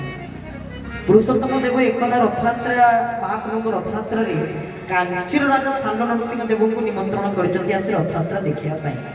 ସାନ ନରସିଂହଦେବ ଆସିଲେ ଖାଲି ସିଏ ଆସିଲେ ତାଙ୍କ ରାଜ୍ୟରେ ଅନେକ ରାଜକର୍ମଚାରୀ ମାନେ ଆସିଛନ୍ତି ତାଙ୍କର ପରିବାର ସମ୍ପୂର୍ଣ୍ଣ ଆସିଛନ୍ତି ମହାପ୍ରଭୁ ଜଗନ୍ନାଥଙ୍କ ରଥ ଦେଖିବା ପାଇଁ ସିଏ ଆସିଲେ ଦେଖିଲେ ସବୁ ଠିକ କିନ୍ତୁ ଆମର ତ ମହାପ୍ରଭୁ ଜଗନ୍ନାଥଙ୍କର ପରମ୍ପରାରେ ସବୁ ଆମେ ସେବକ ଆମେ ବି ସେବକ ଆପଣମାନେ ବି ସେବକ ସମସ୍ତେ ଆମେ ସେବକ ଆଉ ଆଦ୍ୟ ସେବକ ହେଲେ ଗଜପତି ମହାରାଜ ମହାପ୍ରଭୁ ରଥରେ ଯାଇ ଗଜପତି ମହାରାଜ ପୁରୁଷୋତ୍ତମ ଦେବ କଣ କରିଛନ୍ତି ଛେରା ପହଁରା କରିଛନ୍ତି ଝାଡୁ ମାରିଛନ୍ତି ଛେରା ପହଁରା କରିଛନ୍ତି ଇଏ ଗୋଟେ ସ୍ୱତନ୍ତ୍ର ସେବା ଗଜପତି ମହାରାଜଙ୍କର ଆଉ ଯେତେବେଳେ ସାନ ନରସିଂହଦେବ କାଞ୍ଚିର ରଜା ଦେଖିଦେଲେ ଆରେ କଣ ଇଏ ରଜା ହେଇକି ଠାକୁରଙ୍କ ପାଖରେ ଆସିକି ଝାଡୁ ମାରୁଛନ୍ତି ସେବାକୁ ଝାଡୁ ମାରି ଗୋଟେ ସାଧାରଣ ଭାବରେ ନେଇଯାଇଛନ୍ତି କଥାଟା ଯେତେବେଳେ ଏଇଆ ଭାବିଲେ ସାନ ନରସିଂହଦେବ ଭାଇ ଆଉ ରହିବାକୁ ଇଚ୍ଛା ନାହିଁ ପଳେଇବା ଇଚ୍ଛା ଜାଗା ଛାଡ଼ିକି ପଳେଇବା ସେଇ କାଞ୍ଚି ରାଜା ସାନ ନରସିଂହଦେବଙ୍କର ଗୋଟିଏ କନ୍ୟା ମଧ୍ୟ ଥାନ୍ତି ଯାହାଙ୍କର ପ୍ରକୃତ ନାମ ହେଉଛି ରୂପାମ୍ବିକା କିନ୍ତୁ ଜୟଦେବ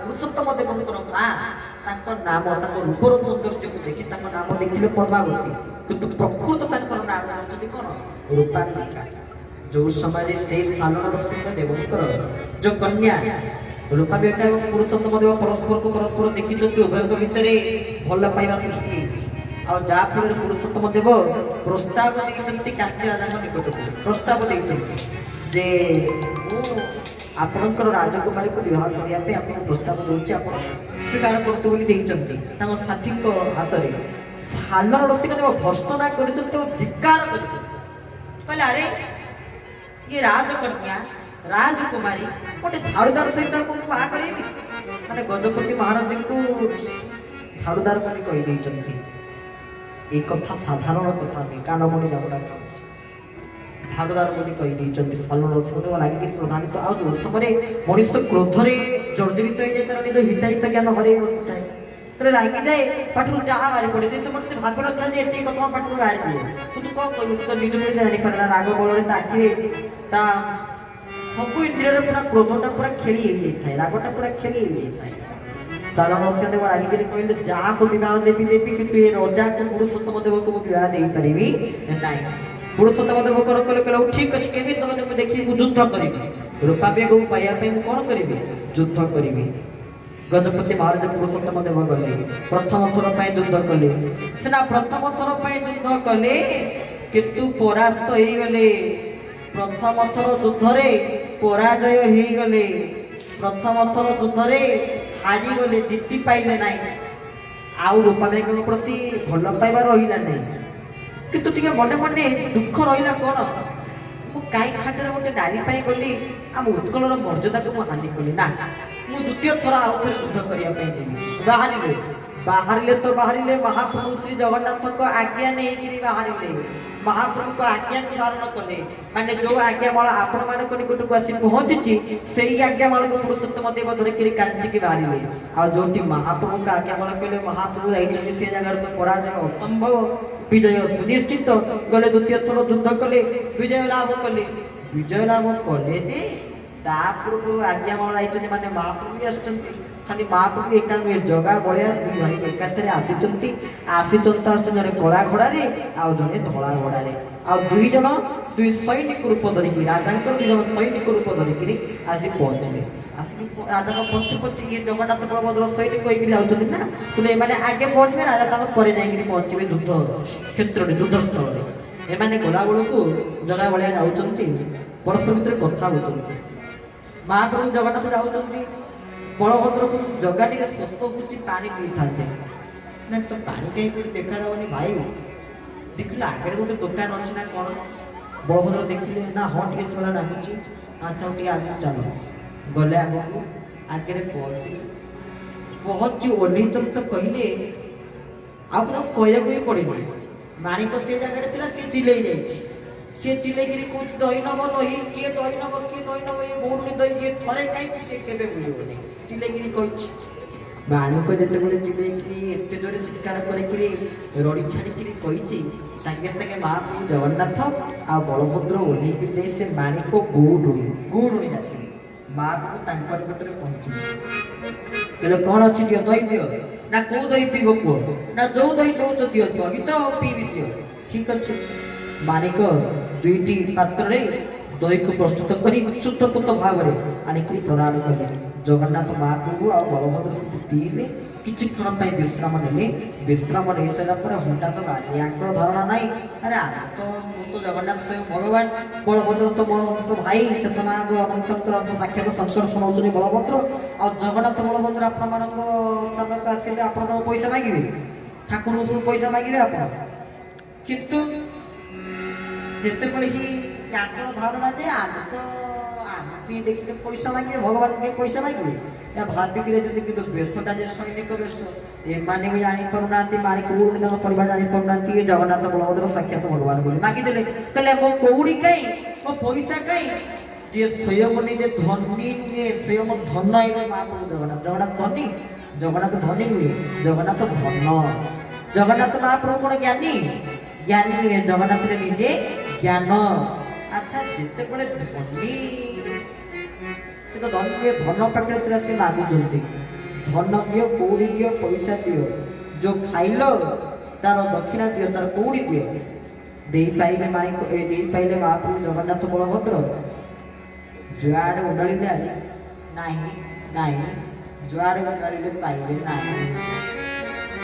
ମାଣିକ କହିଲା ଏଇଥିପାଇଁ ଚିଲେଇଥିଲି, ଏଇ ଫଳ ପାଇବା ପାଇଁ ନା। ଦୁଇ ଗୋଟି ପାତ୍ରରେ ଥରେ ନୁହେଁ, ଦୁଇଥର ନୁହେଁ, ତିନି ଥର ପିଇଲ, କଉଡ଼ି ଦେଲା ବେଳକୁ ନାହିଁ। ଜଗନ୍ନାଥ ବଳଭଦ୍ର କହିଲା ଆଚ୍ଛା ତୁ ଯଦି ନେଇଛୁ ତାହେଲେ କୋଉଠି ବାନ୍ତି କରିବ, ତୋ ପାଖରେ ଯଦି ପିଇବୁ ପିଇ, କଣ ଅସୁବିଧା? ନା ନା ନା ନା ନା, ସେଗୁଡ଼ା ମୋର କି ପିଇବ, ମୋ ରଗଡ଼ା ପାଇଁ ପିଇଲା କଣ, ଥାଉ ଦରକାର ନାହିଁ। ତାହେଲେ ବର୍ତ୍ତମାନ କଣ କରାଯିବ? ମାଣିକ ଗୁରୁନି କହିଲେ ଏତେ ଚିଲେଇଲି, ଏତେ ଚିତ୍କାର କଲି, ତମ ଦି ଜଣଙ୍କ ପାଇଁ ସୈନିକ ବୋଲି ଭାବିଲି କାଳେ ପଇସା ପତ୍ର ଦିଅଥିବ, ଆମକୁ ଦେଇକିରି ପିଇବ। ଦେଖିଲା ବେଳକୁ କଣ କରିବି, ମୋର ବଂଶ ପଡ଼ିଗଲା, ଆଜି ଯେତେବେଳେ ମାଗିବେ କଉଡ଼ି ଆମ ଘରେ, ମୁଁ କଣ କରିବି, ବେପାର ବି ଆଜି ଭଲରେ ହଉନି। ଚିନ୍ତା କଲି କଣ କରିବି, କାହିଁ ଚିଲଉଥିଲି। ଆଉ ସେ ଯେତେବେଳେ ଚିଲଉଥିଲେ ତ ଆମର ଚିଲେଇବାର ଗୋଟେ ଶୈଳୀ ମଧ୍ୟ ଥିଲା। କିଏ ଖାଇବ ଖାଇବ ଆସ ଆସ, ଏ ମାଣିକ ଦହିର ନଦୀ ମାସ, ରାଜା ଖାଇଲେ ମାରିବେ ହାଇ, ପ୍ରଜା ଖାଇଲେ ଭୁଲିବେ ନାହିଁ। ଇଏ ହଉଛି ସେ ମାଣିକର ଦହି। ମାଣିକ ଦହି କହୁଛି, ମାଣିକ ପାଟଣା ଦହି ଆଣିଛି ମୋ ତୁମ ପାଇଁ ଗୋସାଇଁ, ମାଣିକ ପାଟଣା ଦହି ଆଣିଛି ମୋ ତୁମ ପାଇଁ ଗୋସାଇଁ। ଆସ ଆସ ଦୁଇ ଭାଇ ଦେବି ମୁଁ ତୁମକୁ ଦହି ପିଆଇ, ଆସ ଆସ ଦୁଇ ଭାଇ ଦେବି ମୁଁ ତୁମକୁ ଦହି ପିଆଇ। ମାଣିକ ପାଟଣା ଦହି ଆଣିଛି ମୁଁ ତୁମ ପାଇଁ ଗୋସାଇଁ, ଆସ ଆସ ଦୁଇ ଭାଇ ଦେବି ମୁଁ ତୁମକୁ ଦହି ପିଆଇ, ଆସ ଆସ ଦୁଇ ଭାଇ ଦେବି ମୁଁ ତୁମକୁ ଦହି ପିଆଇ। ବୋଲେ ଭକ୍ତ ବତ୍ସଳ ଭଗବାନ କି ଜୟ। ମାଣିକ ଚିତ୍କାର କରି କହୁଥିଲା ରାଜା ଖାଇଲେ ମାରିବେ ହାଇ, ମୋ ଦହି ଯଦି କୋଉ ରାଜା ଖାଏ ତାହେଲେ ସେ ରାଜା ହାଇ ମାରିବେ, ତାଙ୍କୁ ନିଦ ପଳେଇ ଆସିବ। ଆଉ ଯଦି କୌଣସି ପ୍ରଜା ମାନେ ଖାଇବେ କହିଲେ ପ୍ରଜା ଖାଇଲେ ଭୁଲିବେ ନାହିଁ, ଯଦି ପ୍ରଜା ଖାଇବେ ତାହେଲେ ମୋ ଦହିର ସ୍ୱାଦକୁ ସିଏ ଭୁଲିବେ ନାହିଁ। କିନ୍ତୁ ଦେଖିଲା ବେଳକୁ ଏଇ ସୈନିକ ମାନଙ୍କୁ ମୁଁ ଦେଲି, ଏମାନେ ମୋ କଉଡ଼ି ଦଉନାହାନ୍ତି। ମହାପ୍ରଭୁ ଜଗନ୍ନାଥ କହିଲେ ଆଉ କିଛି ଛୋପା ନାହିଁ। ହଠାତ୍ ଦେଖାଲେ ଯେ ହାତରେ ଗୋଟେ ମୁଦ୍ରିକା ଦିଆଥିଲା। ଯୋଉ ମୁଦ୍ରିକା କିଏ ମହାପ୍ରଭୁ ଦେଇଥିଲେ ନା ଗଜପତି ପୁରୁଷୋତ୍ତମ ଦେବ ଦେଇଥିଲେ। ସେ ମୁଦ୍ରିକାକୁ ଖୋଲି ଦେଇକିରି ଦେଲେ ମାଣିକ ବୋଳି, କହିଲେ ଏ ମୁଦ୍ରିକାକୁ ରଖିଥା, ପଛରେ ଆମ ରଜା ଆସୁଛନ୍ତି, ମୁଦ୍ରିକାକୁ ଦେଖିକି ରଜା ଗୋଟେ ପଇସା ନେଇଯିବ। ନା ଠିକ ଅଛି, ଅପେକ୍ଷା କରିଛନ୍ତି। ରଜା କେତେବେଳେ ଆସିବେ ଅପେକ୍ଷା କରୁଛନ୍ତି। ରଜା ତାଙ୍କ ସାଙ୍ଗେ ଆସୁଛନ୍ତି, ଘୋଡ଼ା ଚଲେଇ ଚଲେଇ ଆସୁଛନ୍ତି। ସାଙ୍ଗେ ସାଙ୍ଗେ ମାଣିକ କୋଡୁଣି ଆଉ ତାଙ୍କର ସ୍ୱାମୀ ଉଭୟ ଯାଇକିରି ବାଟ ଛେକିକିରି ଏମିତି ଠିଆ ହେଇ ପଡ଼ିଲେ। ବାଟ ଛେକିକିରି ଛିଡ଼ା ହେଇଛନ୍ତି। ରଜା କହିଲେ କଣ ପାଇଁ ବାଟ ଛେକିଛ, କଣ ପାଇଁ ବାଟ ଛେକିବାର କାରଣ କଣ? ରାଜା ତାଙ୍କ ସାଥୀ ଓହ୍ଲେଇ କହିଲେ ନା ଆମର ଇଏ ଦହି ଦରକାର ନା ଆଜ୍ଞା। ଆଉ ନା କଣ ରାଜା ବି କହୁଥିଲେ ହଁ ଶୋଷ ପଟ ହଉଛି, ଚାଲ ଟିକେ ଦହି ପିଇ ନା ଆସନ୍ତୁ। ଆଉ ରାଜାଙ୍କ ପାଖରେ କଣ ପଇସାର ଭାବନା କଣ, ରାଜା ପଇସା ଦେଇପାରିବେନି ଯେ। ରାଜାଙ୍କୁ ଡାକିଲେ, ରାଜାଙ୍କ ସକାମାନଙ୍କୁ ନେଇ ବସେଇଲେ, ସନ୍ନ୍ୟାସମାନଙ୍କୁ ନେଇ ବସେଇଲେ, ସମସ୍ତଙ୍କୁ ଦହି ଦେଲେ। ଦହି ଦେଇ ସାରିଲା ପରେ ରାଜା ଯେତେବେଳେ କଉଡ଼ି ଦଉଛନ୍ତି କହିଲେ ଆଉ ଦୁଇ ଜଣଙ୍କର ଅଧିକା ମିଶେଇକିରି ଦିଅନ୍ତୁ। ମାଣିକ ଗୁରୁନି କହିଲେ ଆଉ ଦୁଇ ଜଣଙ୍କର ଅଧିକ ମିଶେଇକିରି ଦିଅନ୍ତୁ। ନା କଣ ଏତିକି ଜଣ ତ ଟୋଟାଲ ଆମେ ପିଇଲୁ, ଆଉ ଦୁଇ ଜଣଙ୍କର ଅଧିକ କୋଉ ନ୍ୟାୟରେ ମିଶେଇକି ଦେବି? ନା ଆପଣଙ୍କର ପୂର୍ବରୁ ଆପଣଙ୍କର ଦୁଇ ଜଣ ସୈନିକ ଆସି ଆପଣଙ୍କ ନାଁ କହି ଦହି ପିଇକିରି ଯାଇଛନ୍ତି, କହିଲେ ରାଜା ଆମକୁ ପଇସା ଦେବେ। ରାଜା କହିଲେ ଆରେ ମୋର ତ ଏମିତି କି ସୈନିକ ନାହାନ୍ତି, ଏମିତିଆ ଦୁଃଶାସନ ମନେ ତ ସମସ୍ତଙ୍କର ଭୟ, ଏମିତିଆ ଦୁଃଶାସନ କିଏ କରିବେନି କେବେ, କିଏ କହିଛି? ଆଉ ସେଇ ସମୟରେ କଣ ଫଟୋ ଥିଲା ନା କଣ, ନା ସିସିଟିଭି କ୍ୟାମେରା ଥିଲା ଯେ ଧରା ସାଙ୍ଗେ ସାଙ୍ଗେ ଧରା ପଡ଼ିଯିବେ ଯେ, ସେମିତି ତ ନଥିଲା ସେଇ ସମୟରେ ବ୍ୟବସ୍ଥା, କଣ କରାଯିବ? କିନ୍ତୁ ଧରା ପଡ଼ିବାର ବ୍ୟବସ୍ଥା ନିଜେ ମହାପ୍ରଭୁ ଜଗନ୍ନାଥ ହିଁ କରିଦେଇଛନ୍ତି। ମାନେ ଗୁରୁନେ କହିଲେ ସେ କିଛି ଦେଇକି ଯାଇନାହାନ୍ତି, ଆପଣ ତାକୁ ଜାଣିପାରିବେନି, କିନ୍ତୁ ଗୋଟେ ମୁଦ୍ରିକାଟିଏ ଦେଇକି ଯାଇଛି। ନା ମୁଦ୍ରିକା ଟିକେ ଦେଖିଲୁ ସେ ମୁଦ୍ରିକା, ଯେତେବେଳେ ମାଣିକ ଗୁରୁନେ ତାଙ୍କର ଶାଢ଼ୀ କାଢ଼ିଲେ ସେ ମୁଦ୍ରିକା ଘୋଡ଼େଇକି ରଖିଥିଲେ, ଦେଖେଇ ଦେଇଛନ୍ତି ମୁଦ୍ରିକା। এই সময় গজপতিଙ୍କର ଆଖିର ପଲକ ପଡ଼ିଲା ନାହିଁ, ଦେଖିକି ଆଖି ସେମିତି ନାଖିକି ରହିଲା। ଆଶ୍ଚର୍ଯ୍ୟ ହେଇଗଲେ, ଆଖିରୁ ଅଶ୍ରୁପାତ ହେଲା। କହିଲେ ଆରେ ମୁଦ୍ରିକା ସାଧାରଣ ବ୍ୟକ୍ତିର ନୁହେଁ, କୌଣସି ସୈନିକର ନୁହେଁ, ଆରେ ନିଜେ ଏ ମୁଦ୍ରିକାକୁ ମହାପ୍ରଭୁ ଜଗନ୍ନାଥଙ୍କୁ ସମର୍ପଣ କରିଥିଲି। ଏ ମୁଦ୍ରିକା ତ ଜଗନ୍ନାଥଙ୍କର, ତମ ପାଖରେ ମୁଦ୍ରିକା କେମିତି ଆସିଲା? ନା ଆପଣଙ୍କ ସେ ସୈନିକ ଦେଇକିରି ଗଲେ। ଆଉ ସେଇଠି ରାଜା କ୍ଲିୟର ହେଇଗଲେ ଯେ ସିଏ ସୈନିକ ନଥିଲେ, ସେ କିଏ ଥିଲେ? ସେ ସ୍ୱୟଂ ମହାପ୍ରଭୁ ଶ୍ରୀ ଜଗନ୍ନାଥ ଥିଲେ। ତା ମାନେ ଏଥର ରାଜା ସ୍ଥିର ହେଇଗଲେ ଯେ, ଆଉ ଥୟ ହେଇଗଲେ ଯେ ଏଥର ଯୁଦ୍ଧରେ ଜିତିବା ନିଶ୍ଚିତ। ହରି ହରି ବୋଲ। ଗଜପତି ମହାରାଜା ମାଣିକ ଗୌଡ଼ୁଣୀକୁ ଦେଖି କହିଲେ, ହେ ମାଣିକ ଗୌଡ଼ୁଣୀ, ତୁ ଜାତିରେ ଗୌଡ଼ୁଣୀ, ସତ କଥା ତୋତେ ପ୍ରଣାମ କରୁଛୁ। ତୁ ସ୍ୱଚକ୍ଷୁରେ ମୁଁ ମହାପ୍ରଭୁଙ୍କ ଆଦେଶକୁ ହେଇପାରିଥାଏ, କିନ୍ତୁ ତୁ ଗୋପାଳ ଜାତିରେ ଗୌଡ଼ ଜାତିରେ ଜନ୍ମ ନିଏ, ଗୋପାଳ ମାନଙ୍କର ଗର୍ବ ଗୌରବ ରୂପେ ତୁ ମଧ୍ୟ ନିଶ୍ଚିତ ଭାବରେ ସମସ୍ତ ଗୋପାଳ ନାରୀ ମାନଙ୍କ ପାଇଁ ପ୍ରେରଣା ହେଇପାରିବ। କଣ ନା ପ୍ରତ୍ୟକ୍ଷ ଭାବରେ ଚର୍ମଚକ୍ଷୁରେ ତୁ ତୋ ହାତରେ ନିଜେ ମହାପ୍ରଭୁ ପାଇଁ ଦହି ପ୍ରସ୍ତୁତ କରି ପିଏଇଥିଲୁ, ତାହେଲେ ସେମିତି ନୁହେଁ। ମହାପ୍ରଭୁ ତୋତେ ତାଙ୍କର ମୁଦ୍ରିକା ତାଙ୍କର ସନ୍ତକ ପ୍ରଦାନ କରିଛନ୍ତି, ତୋର କି ଭାଗ୍ୟ। ଗୌରୁଣୀର ମାଣିକ ଗୌରୁଣୀର କି ଭାଗ୍ୟ, ତୋର ଚିନ୍ତା କରନ୍ତୁ। ମହାପ୍ରଭୁ ଶ୍ରୀ ଜଗନ୍ନାଥକୁ ଦହି ପିଇ ଦେଇଛି, ତାହେଲେ ସେ ମାଣିକର ଯୋଉ ଭକ୍ତି ଆଉ ରାଜା ପୁରୁଷୋତ୍ତମ ଦେବଙ୍କର ଯୋଉ ନିଷ୍ଠା, ଯୋଉ ଶ୍ରଦ୍ଧା, ଯୋଉ ବିଶ୍ୱାସ, ଏ ମୁଦ୍ରିକା ଯେତେବେଳେ ଦେଖି ଦେଇଛନ୍ତି ନା ଜଗନ୍ନାଥ ମହାପ୍ରଭୁ ଆସୁଛନ୍ତି ମାନେ ଏଥର ଜୟ ନିଶ୍ଚିତ। ବିଶ୍ୱାସ ସବୁଠୁ ମୂଳ ହେଉଛି ବିଶ୍ୱାସ। ଆମେ ଏ ସ୍ଥାନରେ ପହଞ୍ଚି ପାରିନଥାନ୍ତୁ, ଆମର ଦେହ ଅସୁସ୍ଥ, ଏଠି ମଧ୍ୟ ଆମ ଗୋଡ଼କୁ ଡ୍ରେସିଂ କରିବା ପାଇଁ ମଧ୍ୟ ଡାକ୍ତର ବାବୁ ମଧ୍ୟ ଉପସ୍ଥିତ ଥିଲେ, ଆସିଥିଲେ। ଯଦି ସିଏ ଥିବେ ବି ବହୁତ ଭଲ କଥା, ଯଦି ଥିବେ ବି ଆମେ ନିଶ୍ଚିତ ଭାବରେ ବ୍ୟାସପୀଠରୁ ସେଇ ଦୁଇ ଜଣଙ୍କୁ ମଧ୍ୟ ଆମେ ପ୍ରଣାମ ଜ୍ଞାପନ କରିବୁ। ଯଦି ଦୁଇ ବ୍ୟକ୍ତି ଅଛନ୍ତି ନିଶ୍ଚିତ ଭାବରେ କେଡ଼େ ସୁନ୍ଦର ଭାବରେ ସିଏ ଡ୍ରେସିଂ କରିଦେଇକିରି ଗଲେ, ଜଣା ପଡ଼ିଲା ନାହିଁ। ଯାହା ହଉ ଅତି ଆରାମସେ ମଧ୍ୟ, ବରଂ ଆମେ ସେ ହସ୍ପିଟାଲରେ ଥିଲୁ, ସେ ତାଙ୍କର ହଜ୍ ଏମିତି କରିଦେଇ ଦିଆର ଅଛି, କିନ୍ତୁ ସେମାନେ ଅତି ଦାୟିତ୍ୱର ସହିତ କାମଟି କରୁଥିଲେ, ବହୁତ ଆନନ୍ଦ ଲାଗିଲା। ପ୍ରଭୁ ସେଇମାନଙ୍କୁ ମଧ୍ୟ କଲ୍ୟାଣ କରନ୍ତୁ, ଏତିକି ପ୍ରଭୁଙ୍କ ନିକଟରେ ପ୍ରାର୍ଥନା। ଭୁବନେଶ୍ୱରରୁ କାହିଁ ଧରା ପଡ଼ିବ, ଏତେ ଦୂର ବାଟ, ସହଜ ଗୋଡ଼ ଖରାପ, ଦେହ ଖରାପ, କଣ ପାଇଁ ଆସିବି? କିନ୍ତୁ ଆସିବି। କାହିଁକି ଆସିଲି? କାରଣ ଏଠି ନିଜେ ଆମେ ତ କହିପାରିବୁନି, ଆମ ତତ୍ତ୍ୱାବଧାନ ଏସବୁ ଶବ୍ଦ ଆମେ ଲଗେଇ ପାରିବୁ ନାହିଁ। ମହାପ୍ରଭୁ କୃପାରୁ ଆମକୁ ମାଧ୍ୟମ କରି ଏ ସ୍ଥାନରେ ଆସି ଆଜ୍ଞାମାଳ ଠାକୁରଙ୍କ କୃପାରୁ ପହଞ୍ଚିଥିଲେ, ଯୋଉଠି ଆମକୁ ମାଧ୍ୟମ କରି ମହାପ୍ରଭୁଙ୍କ ଆଜ୍ଞାମାଳ ଆସିକରି ପହଞ୍ଚିଲେ। ପୁଣି ଆମେ ମଧ୍ୟ ରାତିରେ ଗୋପାଳ ନିଜେ ଗୋପାଳ କାର୍ଯ୍ୟକ୍ରମରେ ଯଦି ଗୋପାଳ ଯାଇ ପହଞ୍ଚି ପାରିବ ନାହିଁ, ତାହେଲେ କ'ଣ ଗୋଟେ ଭଲ ଲାଗିବ? ତେଣୁ ଏହି ନ୍ୟାୟରେ ଯେତେ ଦୂର ବାଟ ହଉ, ଗୋଡ଼ା ଖରାପ ଥାଉ, ଯାହା ଥାଉ, ଆମେ ଆସି ଆପଣମାନଙ୍କ ନିକଟରେ ପହଞ୍ଚି ଆପଣମାନଙ୍କ ସହ ବାର୍ତ୍ତାଳାପ କଲୁ, ଆଉ ଯାହା ଦେଖିଗଲୁ ତାହା ମଧ୍ୟ ଆମେ କେବେ ଭୁଲି ପାରିବୁ ନାହିଁ। ଇଏ ମଧ୍ୟ ମାନସ ପଟରେ ସଦାସର୍ବଦା ଲିପିବଦ୍ଧ ହେଇକରି ରହିଗଲା। ଆଉ ଏଇଠୁ ମଧ୍ୟ ଜାଣିଲି ମୋ ଜାତିର ମହାନ କେତେ, ମହନୀୟତା କେତେ, ତାର ଗରିଆନି କେତେ, ଏଇଠୁ ମଧ୍ୟ ଦେଖିକିରି ଆମେ ନିଶ୍ଚିତ ଭାବରେ ଅନୁଭବ କରିପାରିବୁ ଆମ ଗୋପାଳ ଜାତିର କ'ଣ ମହାତ୍ମ୍ୟ ରହିଛି ଆଉ ବିଶ୍ୱତ୍ୱ ରହିଛି। ଆମେ ମଧ୍ୟ କିଛି ବେଶୀରେ କିଛି ଆପଣମାନଙ୍କୁ ଗୋପାଳଙ୍କର କଥା, ଜଗନ୍ନାଥ ମହାପ୍ରଭୁ ସଂସ୍କୃତିରେ ଗୋପାଳଙ୍କର କଥା, ଆଉ ସେଇ ମାଣିକ ଗୁରୁଙ୍କ ଭକ୍ତାଙ୍କର କଥା, ଯେତିକି ମହାପ୍ରଭୁ କୃପା ହେଲା, କରୁଣା ହେଲା, ଆପଣମାନଙ୍କ ନିକଟରେ ଶ୍ରବଣ କରିଲୁ। ସମସ୍ତଙ୍କୁ ସଭକ୍ତି ଜୟ ଜଗନ୍ନାଥ ମଣିପାତ ଜ୍ଞାପନ କରୁଛୁ, ଯେଉଁମାନେ ବସି ଆରମ୍ଭରୁ ଶେଷ ଯାଏ ଭଗବାନଙ୍କର ପରମ ପାବନ କଥାବସ୍ତୁକୁ ଶ୍ରବଣ କଲେ। ମା ମାନେ ବାବା ମାନେ ସମସ୍ତେ ପ୍ରେମ ସେ ଗୋଟେ ହରିବୋଲ ହୋଇ ପ୍ରଭୁଙ୍କ ନାମ ସଂକୀର୍ତ୍ତନ କଥାବସ୍ତୁ ବୋଲ ଆନନ୍ଦେ କବାର କୃଷ୍ଣଙ୍କର କଥା, କୃଷ୍ଣ ଲୀଳା ମଞ୍ଚ ତେବେ ଚାଲନ୍ତୁ ପ୍ରେମ ସେ ସମସ୍ତେ ଭଗବାନ କୃଷ୍ଣଙ୍କର ଦ୍ୱାରା ନାମ ସଂକୀର୍ତ୍ତନ କରି ଆଜିର କଥାବସ୍ତୁ ବୋଲି ବିଶ୍ରାମ ଦେବା ସମସ୍ତେ। ଏବଂ ଯେତେବେଳେ ଗାଇବା ତାଳି ମାରିକି ଗାଇବା, ଏବେ ନୁହେଁ, ଗାଇଲା ସବୁ ତାଳି ମାରିକି ଗାଇବା। ଲୋକ ଅଛନ୍ତି କଥା ଯଦି ଭଲ ହେଇଯାଏ, ଯଦି କଥା ଯଦି ଟିକେ ମନକୁ ପାଏ ତାଳି ମାରି ଦିଅନ୍ତି, ମନକୁ ପାଏ ବୋଲି ତାଳି ମାରି ଦିଅନ୍ତି। ଆମ ପ୍ରବଚନ ମଧ୍ୟ କେତେ ତାଳି ଆମେ ପାଖାପାଖି 5-6 ଦେଖିଲେ ଆପଣମାନେ ତାଳି ମାରୁଛନ୍ତି, କିନ୍ତୁ ୟା ତାଳି କ'ଣ ପାଇଁ ହେଇଛି? ତାର କାରଣ ଅଛି। ତାଳ ସହ ଇଏ ମିଶେଇକି ଚାଲିବାର ନାମ ହେଉଛି ତାଳି।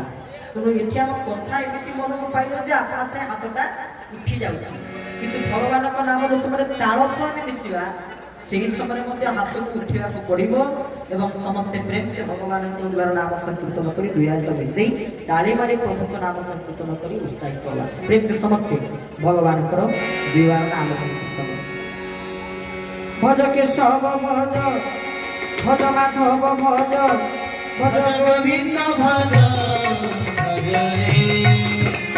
রে রাধা বল্লভ শ্রী ভজ রে রাধা বল্লভ শ্রী ভজ ভজ কেশব ভজ, ভজ মাধব ভজ, ভজ গোবিন্দ ভজ ভজ রে বল্লভ শ্রী ভজ